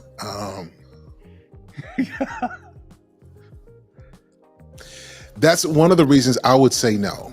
So under a general circumstance, I would say no. And the reason why is so many women, they're looking for marriage because they need some help. And I often say this in relationship counseling.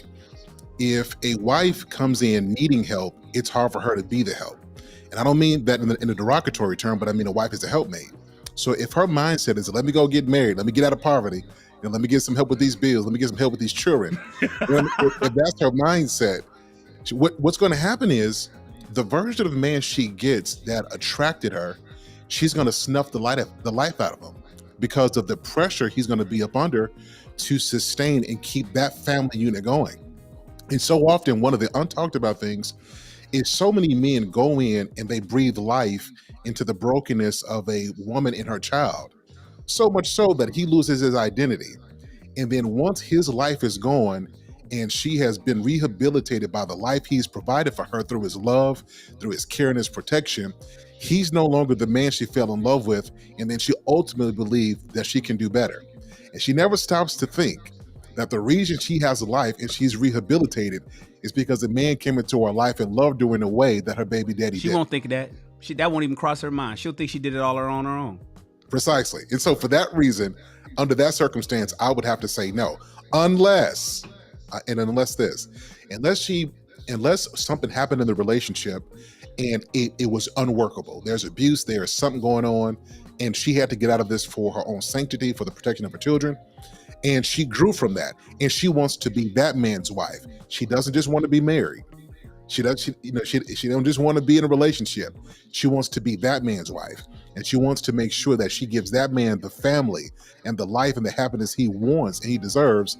Under that circumstance and that circumstance alone, would I say yes? Because ultimately, that woman's going to get more of a benefit from that man being in her life than he's going to get from her, at least initially. That's a bar.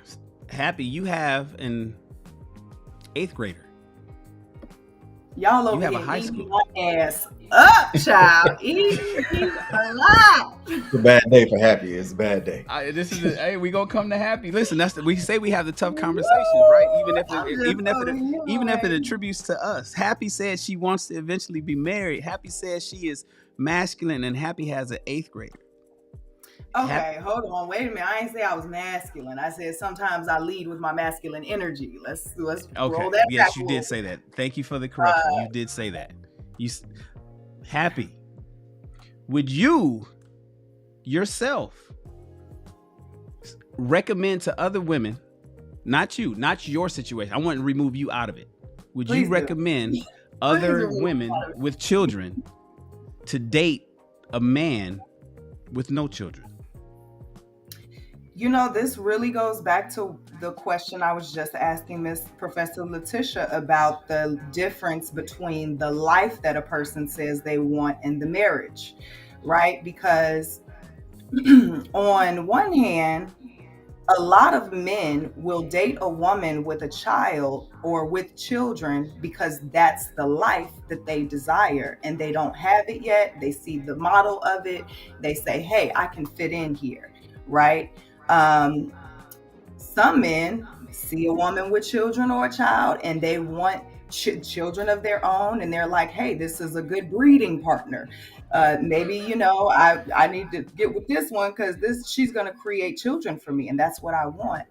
But I think you have to know what the life you want is, and that's why I asked that question earlier, Professor Letitia, because I think that anybody in this situation has to consider that if you're doing it because you want a certain life, and you're going to meet people that are in alignment with that life that you want. And if marriage is a part of that, so typically if a person wants a family, marriage is usually a part of that. So you see the model for a family, you want in on that, and you're going to insert yourself in. But like Professor Hale just said, a lot of times you have to be careful with how that gets accomplished, because a woman with children will need help. That's the truth. Whether the father is involved or not, if the father is not in that household with that woman, there's going to be a level of help that's required. And you don't want to get eaten alive. You don't want to walk into a situation where it's more help than you can provide. But a lot of men I've seen will go in because they want the children. They see, oh, she has children, she's a good mom, she can make me some good children. Let me come in and we'll make this work. And a lot of men with no kids, they'll see that they can do it because they usually can. They don't have the same level of responsibilities that a man with children does. So I think you have to be very careful about who you choose, knowing what it is that you guys are trying to create, and if it is in alignment, if what you both are trying to create is in alignment. A lot of times I will not date a man with no kids because they scare me, because they want kids so bad, and they come in and they like, I want children, and I'm like, hold on, slow down, wait a minute. Like I feel you and everything. I'm with you. I want kids too, but that same like how women come wanting marriage from men, a lot of times men come wanting kids from women. And that can be a very scary thing because I had a child young and I know what it takes. I know how hard it is. And I know men will try to trap a woman. So on both ends, both the man and the woman needs to be very careful about who they're going into a relationship with and what it is that they both want out of this relationship and why they're choosing this person. Because you have to consider every aspect of a person's life. A woman that has children has very specific needs, requirements, everything, her lifestyle. I've heard a man say that he will only date a woman that has children if it's a boy over the age of 14. And I understand that. I couldn't disagree. It's very difficult when you have young daughters.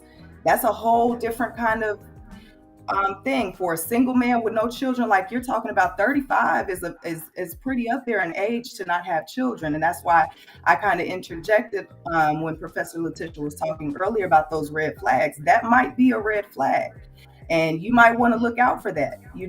A woman with children has to be very careful if she does choose to date a man with no children. But I do think it can be a good situation. It can be a healthy situation. I've seen it be healthy before. And I know that it can be, but you have to know the intentions of both parties, and you have to be realistic about life, the lifestyles that you both have and the lifestyles that you're both trying to acquire, and how you two can contribute to those things. Like Sir Hill said, if the man wants, or if the woman wants to be a wife to this man, that's a very important factor. Do you want to be a wife to this man? Do you want to be a mother to his children? Is children what he wants with you? Like, all these questions have to be answered. So should a woman with kids date and marry a man with no kids? To be honest with you, I think it's a great idea personally. But again, you got to be realistic with the person that you're dating. You got to be realistic with yourself about what it is that you need and how it is that you're trying to get to, that mountaintop, whatever that life is that you want. How are you trying to get to it? Using anybody to get where you want, if it's a misuse of that person just to get something for you and your child, that's survival. Most people, I don't think you should be in relationships out of survival. I don't think that that's a good apparatus. I don't think you should even, if you in survival mode, obviously relationships can help you out of that. But like Professor Hill said, there will come a day that one or the other will grow out of that mode, and then you're going to be looking at the person you with like, I don't know why we're together. It's interesting you mentioned, you said 35 is a little old, is almost a red flag for a guy to not have kids. Well, what age do you think men should have their children? Once they're ready to have children, once they've decided that they are prepared. Men need to know that that's a responsibility that they are ready to take on. Because if they are not at that place, just like marriage, you have to know that that's what I'm ready to do. I'm prepared to take on the responsibility of marriage, of, committing my life to this person and their needs. You have to take on that. Marriage means you take on the needs. Now, having a child with somebody means you not only take on the needs of that person, but you take on the needs of the life that you guys have created together. So it's not that I think 35 inherently is a red flag, but by 35, typically a man is starting to figure it out. Some men by 35, if they haven't had children, can't. And they may want to be with a woman that has children because they can't. That needs to be addressed. Because maybe the woman wants more kids and the man just sees a woman with kids and he wants children. He can't have any.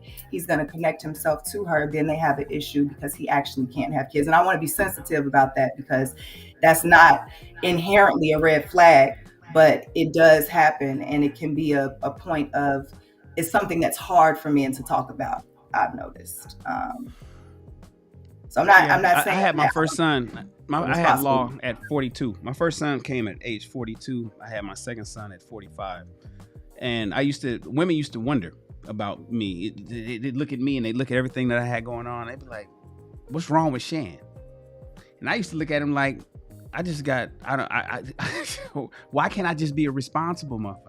It's like it's almost as if women didn't believe that a black man like me could be responsible and shit.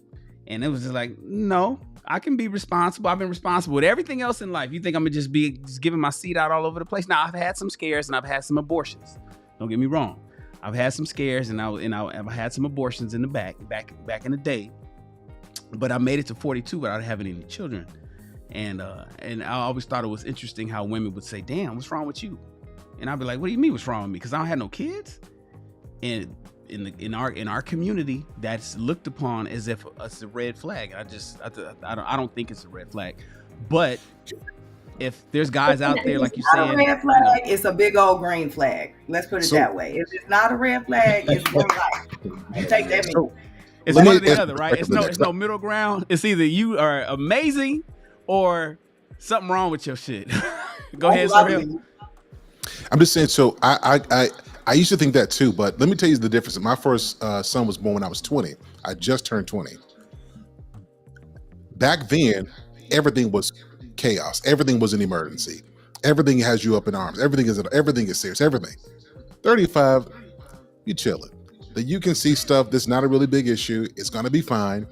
I think 35 for a man is a great age to become a father, because you're more established within yourself, and that's what fathers are. There are men who are established who can lead and be cool under pressure. And this is not to say you can't do that in your 20s, but 35, you got life experiences. You don't went through different jobs. You're seasoned a bit, and so when your wife feels a little bit, of anxiety, you can comfort her because you done live through stuff, and your temperament changes. You're more patient because you know that what's happening now is only temporary.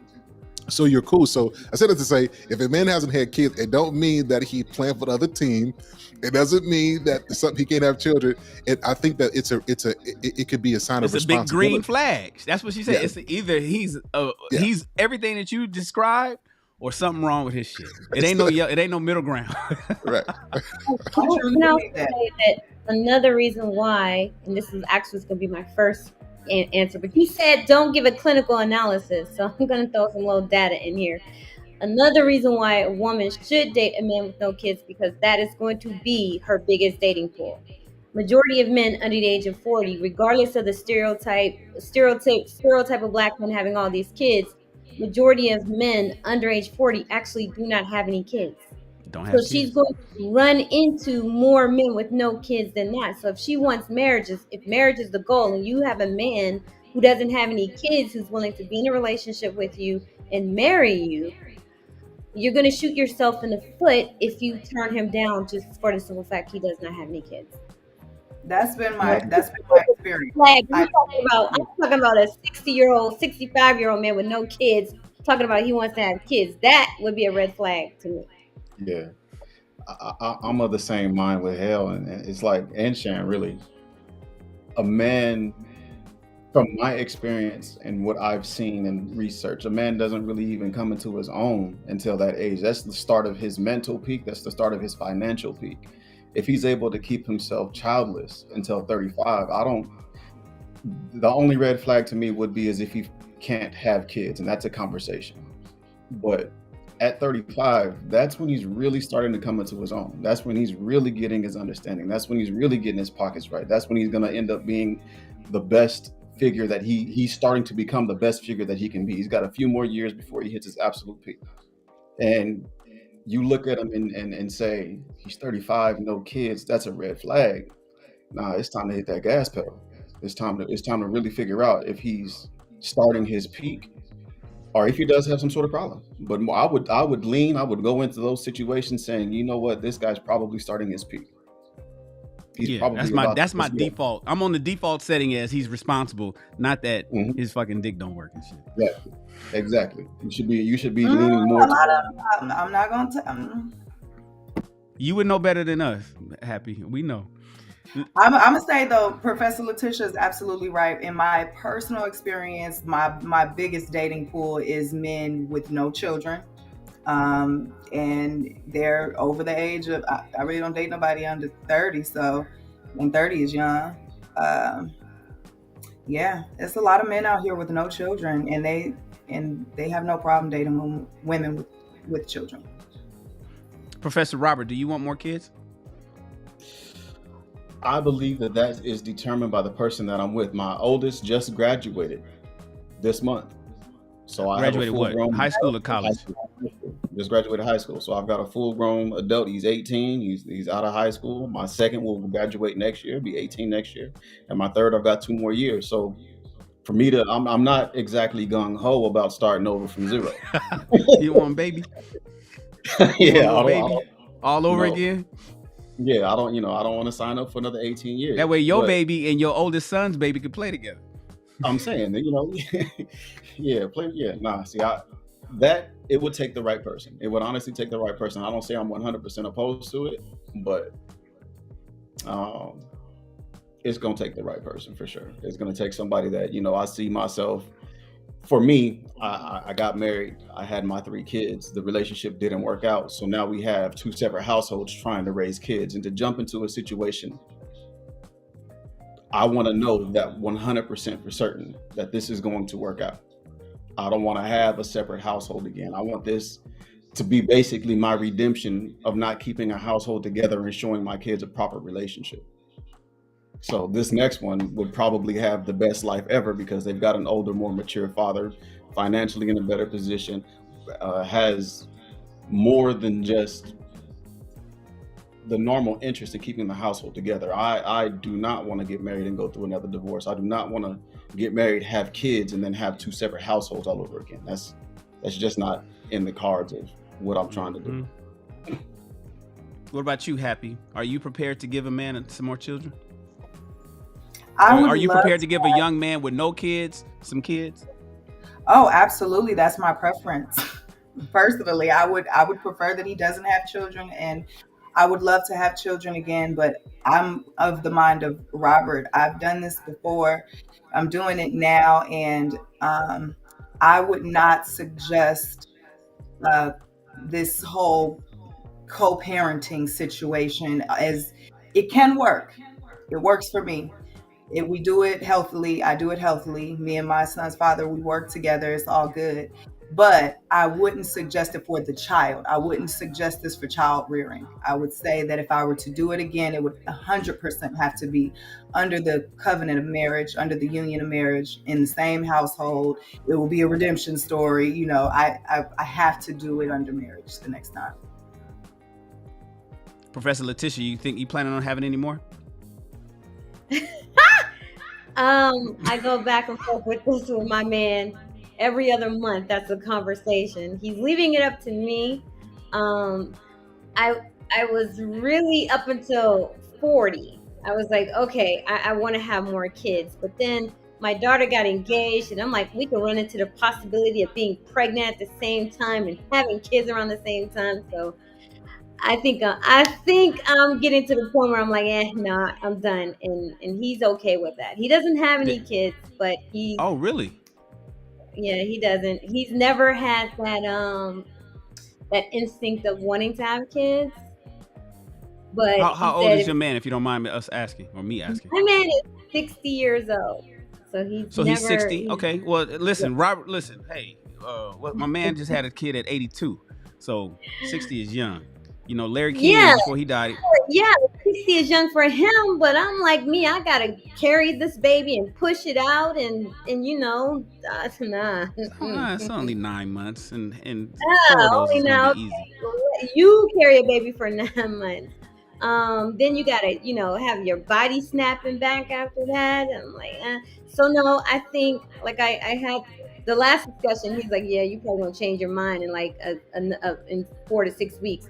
But the last discussion, I said, I'm kind of getting to the point where I'm looking forward to when my daughter has children, then I can just live vicariously through her. Right. Yeah. And so, yeah. And Sir Hill, you had 3. You're all done? No. So I have 4. Have 4. Oh, you got 4. Yeah. And I actually want more. So, but instead of having more biological children, I come from a big family. My papa. That's a story, Shannon. We'll talk about it. We'll talk about it someday. But I come from a big family. I have several siblings, big family. So I've got 4, but I want more. And I think what we'll do is eventually adopt. That's what's up. That's what's up. Yeah, listen. What about you, Shan? Do you want more? So you're gonna escape that question, huh? No. Listen, I don't have any. I'm willing. I don't have any daughters. I got 2 sons. My oldest son is 7. He'll be 8 in July. My youngest son just turned 5 last month. I wish I can make sure I had a daughter. If I can make sure I had a daughter, but I'd probably have more sons. I have no issue having more children. I can afford it. I got the time. You know what I'm saying? It's not like I got to go clock in or I got to put in PTO so I can go on vacation. I can do what I want to do, and I can move how I want to move, and I can live wherever I wanted to live. So me having more children based on who I am and my lifestyle, I would absolutely would. It would depend on who I'm dating. So if I'm dating a woman that wants children, maybe she has no children, absolutely. I have kids with her. If I'm dating Just a woman dating her, that not even married. No, I get married. I'd get married again. I'd have to see. For me, it's almost like, what's the purpose though? See, so it for me, there's so many factors that will that I'll have to take into consideration on what's the upside of marriage for me at 51. Tomorrow is my birthday, so I'll be 51 tomorrow, and I'd have to look and see, well, what's the purpose and how what is going to be the upside and what's the advantage? Who am I dating? Why am I dating? Pretty much everything that I can, all the protections and the money and all that kind of stuff I can do outside of Big Daddy government. Big Daddy government was heavily entrenched in my last 2 relationships, and I thought that was weird. And so I'd have to figure out why I do that. Now, long-term relationship, I'm all for that. I'm not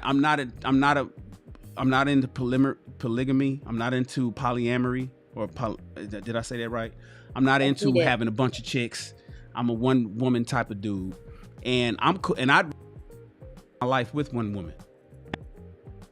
If we are married with the certificate that's filed downtown at the court, if that's what she really needs, sell it to me. Tell me why I need to do that at 51.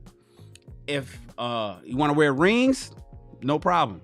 So, the symbolism of it all, that's fine. All the protections would be there with somebody that I'm locked in with. I'd make sure that happens. And when it comes to children, yes, I would have more kids. Absolutely. But if I'm with somebody that doesn't want to have any more kids, I'm cool with that too. That's where I'm at right now at 51. I'm like, cool, whichever one works for me. But what I do believe, based on the question of the show, should a woman with kids date? I believe in the Brady Bunch. So I believe that it's a bad deal for men who have no children to get with women who do, because the overreaching issues that you're going to deal with is going to stress him the fuck out. I did it. I married my wife. She had 2 children when I met her, 10 and 8 years old. And without getting into the weeds, it was a bad deal at the end of the day. By the time the divorce came, I haven't seen her son. It's a bad deal for guys. And I don't suggest that guys that do not have children to get with women who do have children and the fathers are still there. And the fathers are still active and present in the lives. It becomes I know what it sounds like. I know in theory it sounds good. In practice, the shit is more often than not a disaster zone. But what I do suggest is men with children to get with women with children. That is what I think is best. I think the mindset, I think the way that they think, I think the co-parenting situation that he's dealing with, she understands because she's co-parenting herself. I think that those type of people are the best relationships that last longer, as opposed to somebody sacrificing. I can see how arguments go. I just think it's a bad deal. So I don't suggest that women with children date or marry men with no children. Now, flip that around. A guy with kids dating a woman with no kids. I mean, then I think that's cool. I think that's okay. It's a double standard. Yeah, I know. But listen, life is full of a whole lot of double standards. But wait, you're saying that a woman with kids shouldn't date or marry a man with kids? Nope. Because the problems she needs to anticipate because of the problems that may be on him. Well, So like because the he's a problem that provider. he made her, because the way that you answered it was completely different than how you asked us, because you spoke on it from why men shouldn't date women with kids, date and marry women with kids. Well, no, But that's then yeah, you because she asked me. Because you know, no, because you asked me what I would do. I asked you, do you want to have more kids? Yeah. Mm-hmm. So I spoke on if I would have kids with a woman with babies or without. So I just answered it both ways.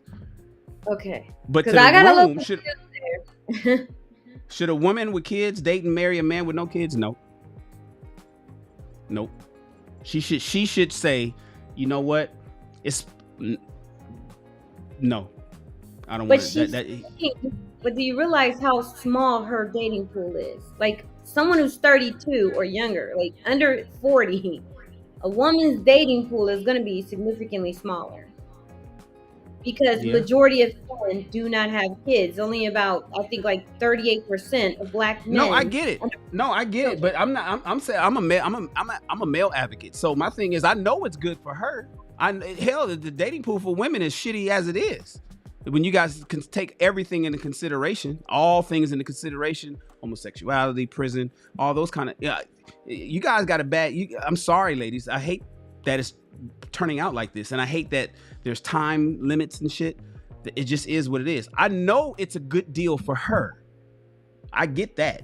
My perspective is coming from, but I'm worried about that brother because it's not working out for brothers too far too often. And so right. I think that women.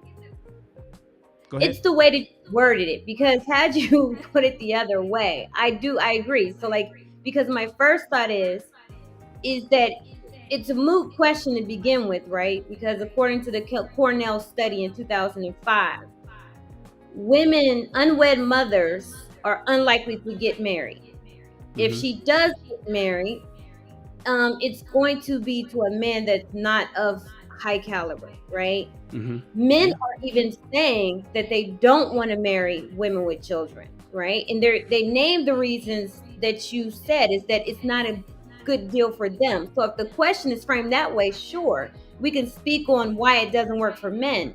But if you're saying, well, should a woman with kids date and marry a man with no kids, then you're looking at one, especially women, we are looking at it, well, yeah, she should, because it is going to benefit her. Why would I tell her to do something that shoot herself in the foot and then she's going to lose out on the benefits? And my answer to that is like, basically, why would a woman want to make it harder on herself? Is because I believe that women should take that responsibility and deal with the choices that she made. She selected to be in the position that she's in. She decided that, and that she had full autonomy on that. In the current situation, under the laws that we have in modern times, that was all on her. She could have selected yes or no, and nobody could have stopped her. And so now I'm saying that women need to own up and have the responsibility and the fortitude to say, fuck, I selected to be in this situation. I need to do better. And this is what comes with the decision that I made when I had that child. Now, I should just only date men with children too. But my pool is smaller. Yes, it is smaller. Deal with it. That's how I feel. That's not gonna happen. You know they're no, not. I know it's not gonna happen. I remember I'm coming from La La Land. This is utopia. I'm thinking of. I'm thinking of a land. I'm thinking of a world where women are taking accountability. I'm thinking of a world where women speak up for their mistakes. I'm thinking of a world that women are fucking saying I'm sorry when they do wrong. I know I'm in fucking La La Land. I get it. But that's where my answer's coming from. La La Land. Now, in the reality, all women is going to think that they're available for everybody, no matter how many baby daddies they got. You know, Robert said if she got 4 baby daddies she got 4 kids from 4 different baby daddies, she's going to still date a guy she's not even going to say no. I know what women are going to think. I know the answer from women, but should they? And the answer from me is nope. Ladies, take responsibility for your actions and deal with what came with that. That's where I'm coming from. Oh, so take the L, basically. Woo. So yeah, take the L. Good thing I'm polyamorous, child, because you stressing me out, honey, over here. I can't take it. What you talking about? I'm just gonna have to take the risk. Nope, I'm poly. Thanks. I got everything I need. I got more than one single man with no kids. Okay. I was laughing at Happy's face when that stat came out. She was like, "What?" I mean, but I That hurt listen. my little feelings. That hurt my feelings. But you probably. I mean, that's from 2005. You're probably right. It's 2023. Yeah, gotten 18 worse. years ago. I've been through a couple Like- things since then. But it's probably gotten worse since then. That's the thing about the Right. stats. That study came out in 2005 because the Bush administration was trying to combat single women, like they were trying to combat women having children out of wedlock. They were trying to push marriage, and they were trying to see how to get these women married, right? And then when the study came out, the studies and it's not the only study. Subsequent, there's another study in 2017 that came out that showed that men were looking for more nubile women.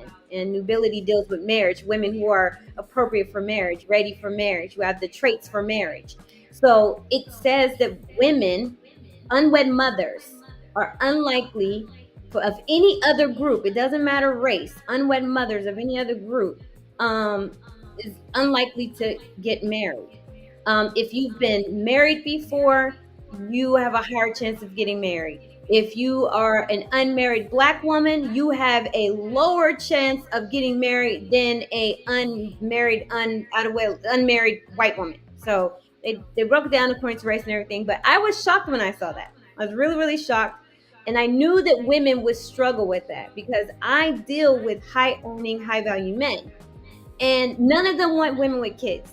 That's just something that I had to contend with as a woman, that I had to accept. Even my matchmaking colleagues, when we are collaborating, the ones who are okay with women or kids, they're like super, super old. They're like 65 plus. So they don't. Yeah, they just care. want somebody to give them a hand job. And Or put 'em to right. bed and give them an insulin shot. Or they're a divorcee and they're done with having kids. But as you can see, men probably are never done with having kids when they're going to start a new relationship. They're going to always be, no matter how old they are, even at 80, they're likely to be open to wanting to have more kids. So women have to understand. So that's why I'm starting to work with much younger women and trying to get them to understand that you are focused on having fun right now. But as you get older, these new group of men, these millennial men, these Gen Z men, and then the soon-to-be alpha men coming up behind them, they're going to have a whole different mindset than your grandfather, your granddaddy, your great-granddaddy, because boomers and Gen X move differently. They didn't mind coming in and taking on these households with these kids. Blended families, stepdaddy season, that was prominent in the Black community. Now, not so much. So I'm having to be the bearer of bad news and telling women, okay, so if you have a child out of wedlock, you're not likely to get a successful man. You're not likely to get married. So if you do have a man who's willing to offer you, and if he's a good man, all the other stuff that you talking about, you want money, looks, swag, you need to forget about that. You're going to have to take what's available to you and be happy and live that out, and then raise your daughters to do different and do better. But I mean, that's the reality, unfortunately. Shannon's in La La Land. I'm in reality. Yeah. Yeah. Mr. Shan, I gotta dip out here, man. I gotta say goodnight. I want to thank you. You know, I disagree with your position on that. I already got to tell you, I just don't want to get into the back and forth on the first day, my guy. But I'm gonna go ahead and head out. I appreciate you guys having me. All right, Robert. I appreciate you, bro. Yes, sir. So listen, before we wrap up the show, tell me, ladies and gentlemen, you're gonna have to move my YouTube. Oh, I'm moving. Again. Real quick, what is the upside then? What is the upside for a man to marry a baby mama? Because there's some men out there that are dating women that have children and he has none, or he's interested in dating, or he's interested in marrying. Is there an upside? What's the I could talk about the negatives all day long, right? I can get into that I could talk about that for 2 hours. What do you guys have on a guy that's dating a woman with kids, is there any upside to that? Is there any positives that you guys can think of? I'm checking with Chat GPT to see if I can get some Right. data on that. I don't have anything ready right now. You gotta wanna go to know AI. something? I have an You gotta go get answer. you gotta go to I have AI an to get an answer answer. because apparently I'm just defending myself here on this whole panel right now. I think that a woman with children would have the motivation to keep a family unit together. A woman with children has the know-how of what it takes to raise a child, and they know what it takes to, believe it or not, I know what Robert said earlier, that a lot of women probably don't have the skills to navigate hard times, right? If she's had multiple failed relationships, she probably doesn't have those skills to navigate those things, right? I get it. And that may be true. That may be the case for a lot of people. But if a woman goes into a relationship desiring marriage, desiring more children with the person that she's with, she will be more motivated to keep that family unit together, and will probably know, hopefully, I won't say probably, will hopefully know what it takes and have the skills and develop those skills to keep that family unit together. I think she'd be less motivated to just up and leave like a person who doesn't have children. I think she'd be more motivated to make the relationship work. Okay, so you're saying that if a woman has children already, and this woman meets a man that does not have children, one of the positives that he can look forward to with her is that she's going to work a little bit stronger and longer to make sure that their relationship works. She has more reason to, why would she want to go back? Yeah, and then because also, like Paul said, she gets all these perks from these men with no children. Obviously, a man with no children has more resources, right, than a man with children does. So, a lot of women will see those perks that you may get, and hopefully you are in alignment with the person that you're in a relationship with. You actually like this person, and then you want to be motivated to keep that balance going and that relationship going. So you may find a woman who's more apt to keep it going. But then the question that is going to be asked is, well, where was the motivation with the baby daddy? Like, what was there? Because I hear so many women who say, oh, I've been engaged, or okay, what happened to the relationship with the last baby daddy? After I had the kid, I couldn't take it anymore. Like he all the bad sides of him came out. Like, and so it's like, okay, well, where was the motivation to stay to in keep that relationship together? Why would she keep the second one together and she didn't do the first one? This isn't even your nuclear family. Like, you don't have any kids with this man. You had a kid with this man. You let this man basically rent your womb out, wreck your womb, wreck your hoo-ha, and you're meaning to tell my me hoo-ha ain't wrecked or my womb. I'm sorry, I'm gonna have to push back on what that I one. mean, girl. We had them babies. Nothing about it is wrecked. But also, I would ask the same question to someone who's been married and desires marriage again. What would motivate you after you've been married and divorced to get married again, to stay married? Why didn't you stay with the first person that you got married to? Why didn't you make it work with that person? It would be the same exact question. So but the stats for married people that get married a second time is the higher chance of them getting divorced. What you're saying is that it's a higher chance for them to work it out. A person that's been married, I'm not saying it's a higher chance.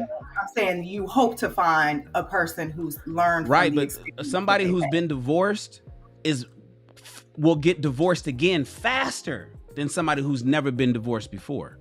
But they'll also make the decision to get married again after they've been divorced once. But that's not the question. Because the question is not being asked, well, why you want to get married? And then someone says, well, because I'm more motivated this time to stay in my marriage. Of course, you've learned some things, right? You've learned some things. You've course corrected. You know some new things, so you want to give it a chance again. But men are going to ask, if you're saying, well, the upside is that she's more motivated to stay in a relationship, they're going to ask the question, where was the motivation with the baby daddy? Like, did you do everything that you could have possibly have done to make that relationship work? Because now they're going to be looking at it like, if you can make if you're saying that to me, but you can make it work with him, can I actually think that you really are motivated to stay in it? What makes this situation with me? You don't really know me as much as you know him. What makes that different between me and him? And he's the one you have a kid with. So why would you be more motivated to stay in a relationship with me? To add to this, I don't think women think about this. So when you say, yeah, me and my baby father, we're the best of friends, we get along, we co-parent well. I mean, we celebrate holidays. It's just wonderful. A man's looking like, oh, so everything is You still wonderful. We married. could make that work. And for him, it's a red flag because it will suggest that you could have it great and you'll still find a reason to get out of it, right? So that's an important factor as well. And then he's going to ask, why did you make it work? Even if he doesn't ask you that, he's thinking about that. So I think what Miss Professor Letitia said is spot on. And then there's the second point that Professor Happy said. She's a mother already, and because legacy and continue and reproducing yourself and having a good mother is important to guys. Guys are gambling with a woman that doesn't have any children, but he can watch what she's doing with her current children and have a good gauge as to how she'll be with his child. Do you guys agree with that? I do agree. One of the factors that my man, he was like, I like the relationship dynamic you have with your child. Whether we have kids or not, you still have that nurturing side of you. So you have that. So I that shows me the type of woman you are, that you're a caring woman, that you're a considerate woman. And if we were to have kids, that I can tell already what type of mother you are. So yes, I do agree with that. I do agree that you get firsthand, you get to see how she is with her kids. You can see if she feeds them horribly or she feeds them well. You can see if she's very involved or if she allows her kids to be more latchkey kids. Because that's still, I can't believe that's still a thing in 2023. So yeah, I do agree with that. I do agree that men can actually see. I guess that would be the upside, that he does get to see the type of mother that she is. But we all know men don't even really pay attention to that, because I don't understand. Trust me, they don't. How these men end up with these baby mamas that are horrible, that are very selfish, self-centered, and then you are shocked that she's being the same way to you. Because we think with the wrong head. We don't, it's just that's a whole nother show. That why we see red flags and ignore them. Why do men see red flags in women and ignore them? And it ain't just because she's a fat ass, got a fat ass, and she sucks dick good. It's why do men do? Go ahead, Sir Hill. Why is that? Give me two good reasons why men ignore red flags in women that they know that's right there, and he ignores it anyway. Because they were cultured to do that from their mothers. So you got a mother who's a walking red flag, and you learn to love her through it all, and that's your mama's child. I'm a mama's boy. You're conditioned to love through red flags. And so there's almost like this programming where a man thinks if he just buys a bigger house or get a bigger car or shows more love or pours it in thick, he thinks that his activity, his giving is going to change her. And you can't change a person's programming unless they want that to be changed. So a lot of that to me stems either from his conditioning from his mother, or he's just weak and he just wants something. It's generally either of those two things. He doesn't have boundaries, he doesn't have standards, or he doesn't have the patience to go after what he wants. But the most part, most boys who accept it in women were conditioned by that from the women in his own family. Damn. Or from the woman that he really wants. I mean, I'm shocked to find like the when you said, Letitia, I know you're coaching men and they have to deal with women who have children. Do you know how hard it was for me to get these men to accept that they did not have to date women with children? They thought they had to do it. It was like, no, I can't say no to a woman with children. And I'm like, why not? You don't have to. You don't have any kids. Even if you had any kids, it's still that is not what we're conditioned. Letitia, let me tell you something. Back in the 90s, when I was in the Army, I was looking for women with children so I could be like my dad. Because my father married my mom, who already had a daughter. And when I got old enough to realize that my older sister wasn't my father's daughter, I thought, oh, well, this is how it's supposed to be. And so I used to make this argument in the early 90s. You know, I graduated high school in 89. So right around 90, 91, 92, I used to make this proclamation that, man, I need me a woman that got a kid so I can do what my dad did. I didn't even dating a woman with no children wasn't even an option. It was just like, oh, you don't have no kids. I gotta take care of somebody. I need to be a Superman. I want to come in and swoop, because my father came in and swooped up and saved and did all this extra stuff for my sister, and that's not even his daughter. I gotta be that too. We're conditioned.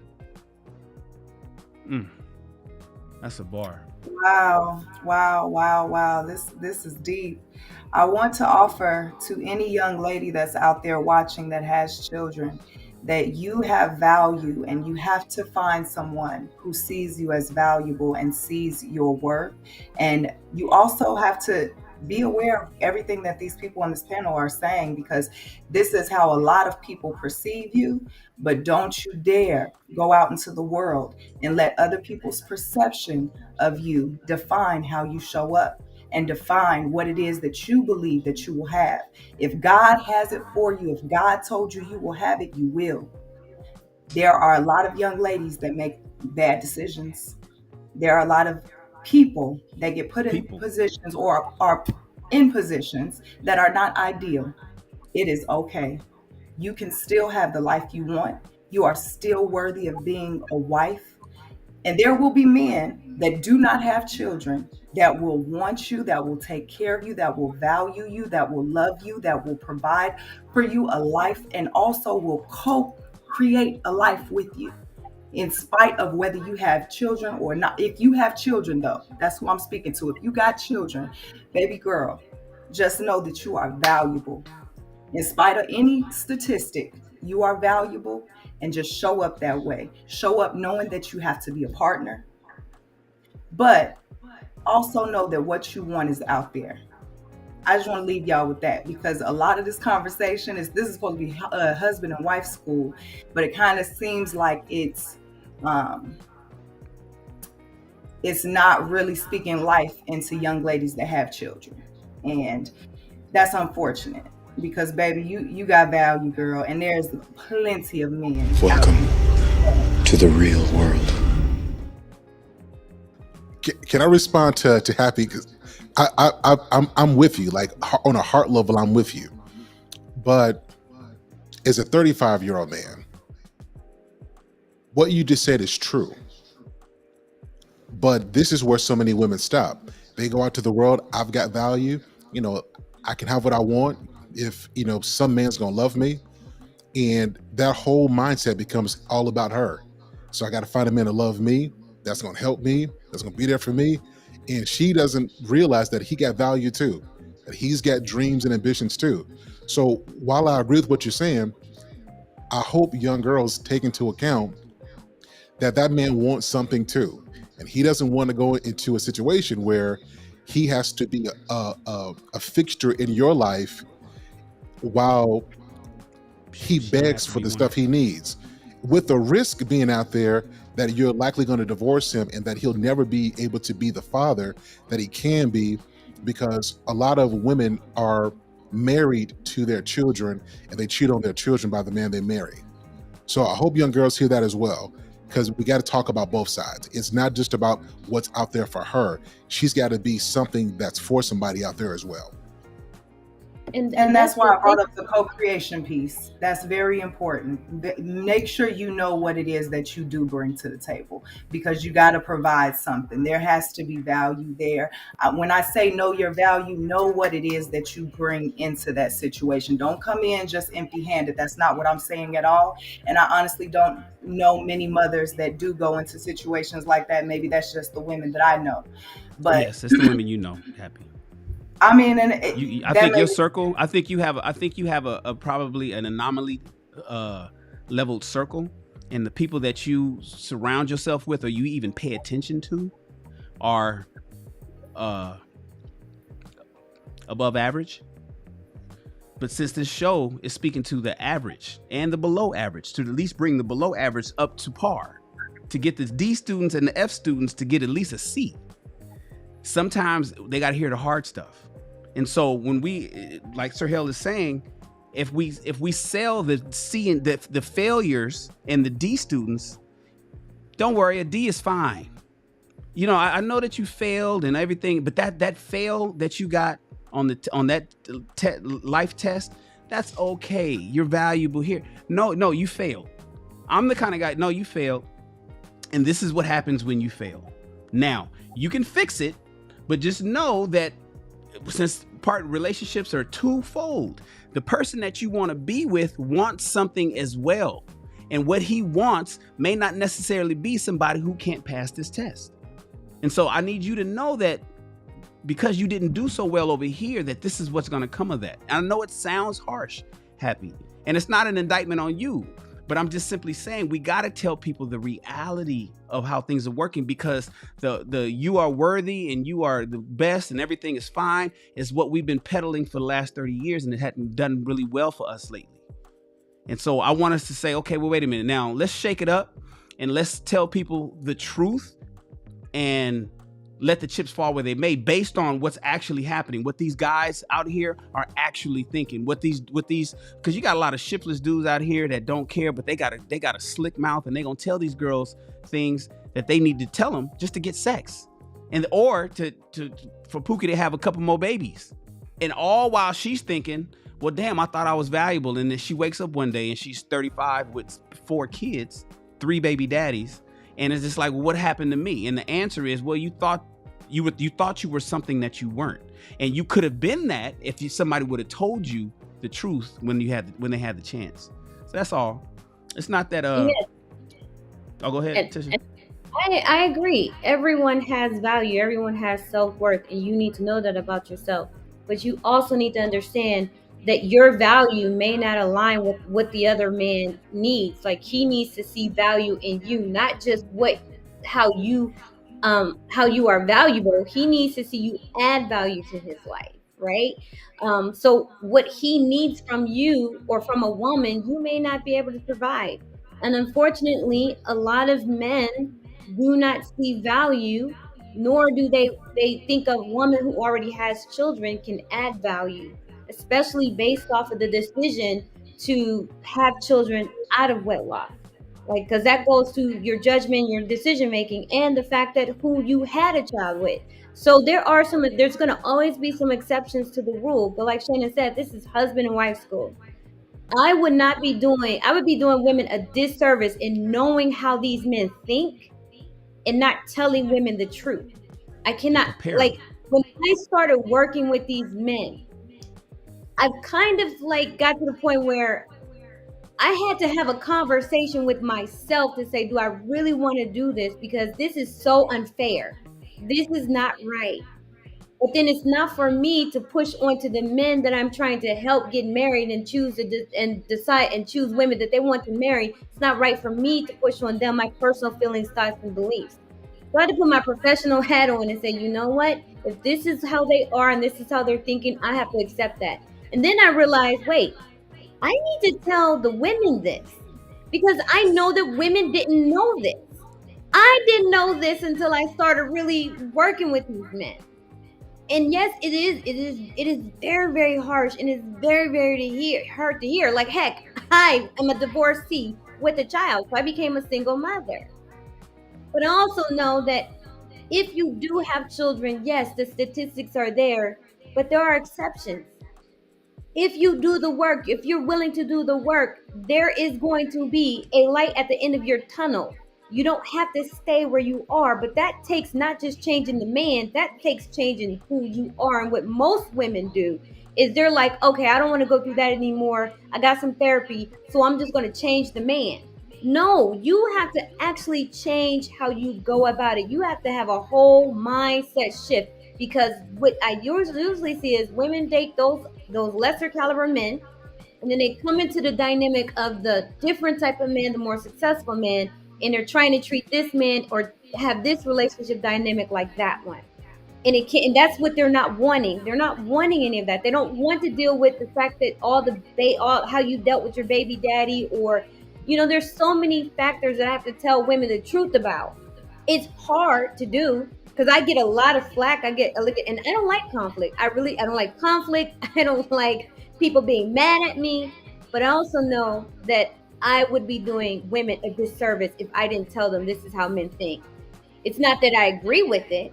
It's just I know that that's how things really are. So if no one's going to tell you, other than who better to tell you than me? Because I know a lot of women don't believe the men sometimes. So if you have a woman saying it, saying, "Look, no, ladies, unfortunately, this is the real deal. Like this is actually how they think. This is how they see women." And for us, we weren't taught this. We were told that, we can do what we want, go out there, work hard, have fun, and you can get any man you want. You work hard, you become ambitious, you get your career, you get your job. If anything, we were taught how to be good mothers and to be successful in life. That's what we were taught. No one really taught us how to be successful in a relationship. No one really taught us how men saw us and what men thought of us. I'm saying us, but my mother did. My mother always gave out these little nuggets. Letitia, don't do that. Men don't like that. Letitia, don't do this. Men don't like that. Men won't appreciate that. I grew up thinking that all women were getting this until I started having more conversations and seeing other women. And I'm like, wait, they're not getting the information that I was getting. So now I'm like, okay, I'm here. I'm in this field. I'm in this realm. I have to keep it 100 with women. I don't like it, but I do like what I do. I do like helping people. I love seeing the success stories, whether it's the men or the women getting in a relationship, being able to help them. But sometimes I have to give the hard truth, and it's very, very difficult for me. But I'm going to give it, and I'm going to give it in a matter of fact, direct way. I'm not going to sugarcoat it because I don't think sugarcoating helps anyone. But I don't like it, but I know I have to do it because if I didn't, women would stay stuck in the position that they are in now, dealing with panders, pookies, ray-rays, and thinking that, at some point, I'm going to wish for a quality man or a better situation and it's going to happen. And I know that that's not the reality. Cinderella fairy tale stories, that's just what it is, a fairy tale. Happy, do you believe in the take me as I am philosophy? No, I I think don't. you did. I think that you do have to understand that when you are co-creating with somebody or you're aligning your life with somebody, there has to be concessions that you make. You have to understand. This is my philosophy for parenting. I feel like you parent the child that's in front of you, right? And it's the same thing with relationships. You relate with the person that's in front of you. So I think and I had to learn what Professor Letitia was talking about. With dealing with different kinds of men, there was a period of my life where I had to learn that there was a mindset shift that I had to make in dealing with certain people. If I wanted to deal with people on a certain level, I couldn't go in with the same mindset that I had, before. I just really had to change. My mind had to change. How I do things had to change. So there's a lot of truth to that. But that's also why I know that a woman can actually have what she wants. She does have to be honest with herself. Everything that you guys have said there's obviously truth to it. There's no lie. You didn't say a lie. I just am always careful about how we give information to specifically women, because that's what I deal with. Even my whole business, I sell waist beads, but really what I'm selling is self-love. And I think there's a way that we have to teach women to think of themselves, but also in relationships, everything that you guys are saying is correct. You have Should to. we be softer? Should we be softer to women so it's more palatable and No, they can absorb some people need to hear it hard. That's just the reality. Again, you deal with the person that's in front of you. So we're dealing with a whole bunch of people that we can't see. So every single approach is going to hit somebody at some point. There's some women that need a little, they don't need it so hard. They can hear it soft. But the reality is the reality, like you all said, But I do think that you can understand if you want to get to your end goal, you do have to change certain things about yourself in order to get there, especially if you've had a child. No matter what your life experience is, if you want something different, if you want something you ain't never had, you got to do something you ain't never done. That's just the reality. So everything that you're saying is good information. I just hope that the people hearing it lands for them in a way that they can walk away empowered and not, defeated, disempowered. So, Sir Hale, and take us out on this one, Sir Hale. So, you mentioned reprogramming. Like women, everybody, but we're talking about women, but men as well, can get the outcomes they want if they are willing to reprogram themselves. And my argument is most women, especially women my age, the software, they don't accept the new software. They don't take the updates. They just, when you could give them the fucking firmware update and they CPU rejects that shit. Do you believe, Sir Hale, that these quote unquote programming software updates that a lot of people, women should be given to them softer, or should be given to them, or should it be shoved in? Should we force update that software? Should we be nicer to women in the information that we give them on to get the better outcomes that they need, or should we be a little bit nicer when we give it to them? That's a really good question. And I would ask a woman this: if you're hungry and you want dinner, do you prefer the actual food or the sauces? If you have to choose between one. And I equate that with the truth and the presentation of it. Do you want the meal, or do you want the condiments that make it look good? So my thing is, when a person wants to hear the truth, they're hungry for that.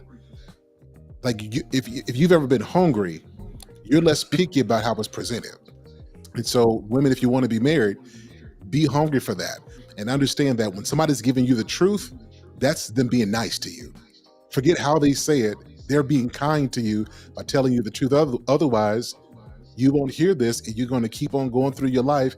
And I know some women today, about 50, 60, 70, still waiting on Mr. Right to come because everybody's been nice to them all their life, right? And so the truth is nice. That means I care about you if I'm willing to give you the hard truth. Now, there's a way to say it. I'm not saying be harsh, like intentionally harsh to hurt somebody's feelings, but I think that we have to reprogram our perception of that and to understand that if somebody is caring enough to tell you that you're going down the wrong path, and if you keep on going, you're going to fall off a cliff, I think that that's somebody caring about me. Then somebody has a nice tone and I'm going to fall off the cliff. The truth is love. The truth is nice. And I hope women can accept it that way. Truth is love. Ladies and gentlemen, I appreciate you guys joining us for coming back. This is the first show of this year. This is a weekly show. We do it every Thursday. From today forward, we'll be doing this show every Thursday right here on the Shannon Rawls Network. It is at 6 p.m. Pacific Standard Time, a different change from last year when we was doing it at 5. I appreciate you guys being here. Please subscribe to the channel, like the video, join the army. I'm Mr. Shan. Remember, the serpent attacked relationships as his first attack in the book of Genesis. He attacked relationships. Don't just plan your wedding, plan your entire marriage. And to be married isn't enough. Ladies, you need to be a wife, and gentlemen, you need to be a husband. We'll see you back in class next week. And you, my friends, are dismissed.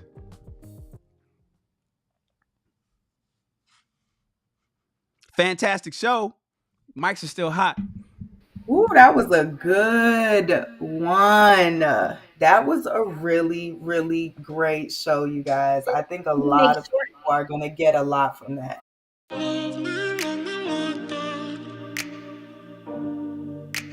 Short side of this video. What'd you say? YouTube shorts. You know what? I need to hire somebody to clip this stuff up. I got so many good nuggets from you guys last year. I just need to clip them up. But I can't hear. It's hard to hear you guys. I'll hit you on the back chat. We'll talk in the Instagram thingy thing. I appreciate you guys. Y'all have a wonderful night. I wanted you, wanted us to be something more. I was so sure. let my guard down for you. Baby, why'd you have to love me like that? I gave you my heart and you tore it apart. Don't know why you had to hurt me like that. Cause now I'm messed up, drinking non-stop, just trying to forget you and everything we said. But I can't seem to get these thoughts out of my head. Baby, why'd you have to love me like that? Love me like that. Oh, staying inside in my bed all day long, listening to sad songs and feeling so low, thinking about you and where we went wrong. 'Cause I wanna know why you let me go. Thought I was more than a body to hold, baby. I wanted you, wanted us to be something more. I was so sure, I let my guard down for you. Baby, why'd you have to love me like that? I gave you my heart and you tore it apart. Don't know why you had to hurt me like that. Cause now I'm messed up, drinking non-stop, just trying to forget you and everything we said. But I can't seem to get these thoughts out of my head. Baby, why'd you have to love me like that? Love me like that. Oh,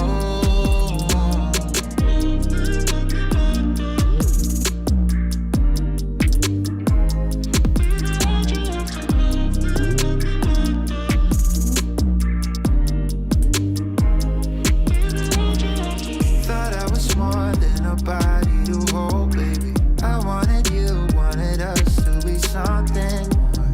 I was so sure, let my guard down for you. Baby, why'd you have to love me like that? I gave you my heart and you tore it apart. Don't know why you had to hurt me like that. Cause now I'm messed up, drinking non-stop, just trying to forget you and everything we said. But I can see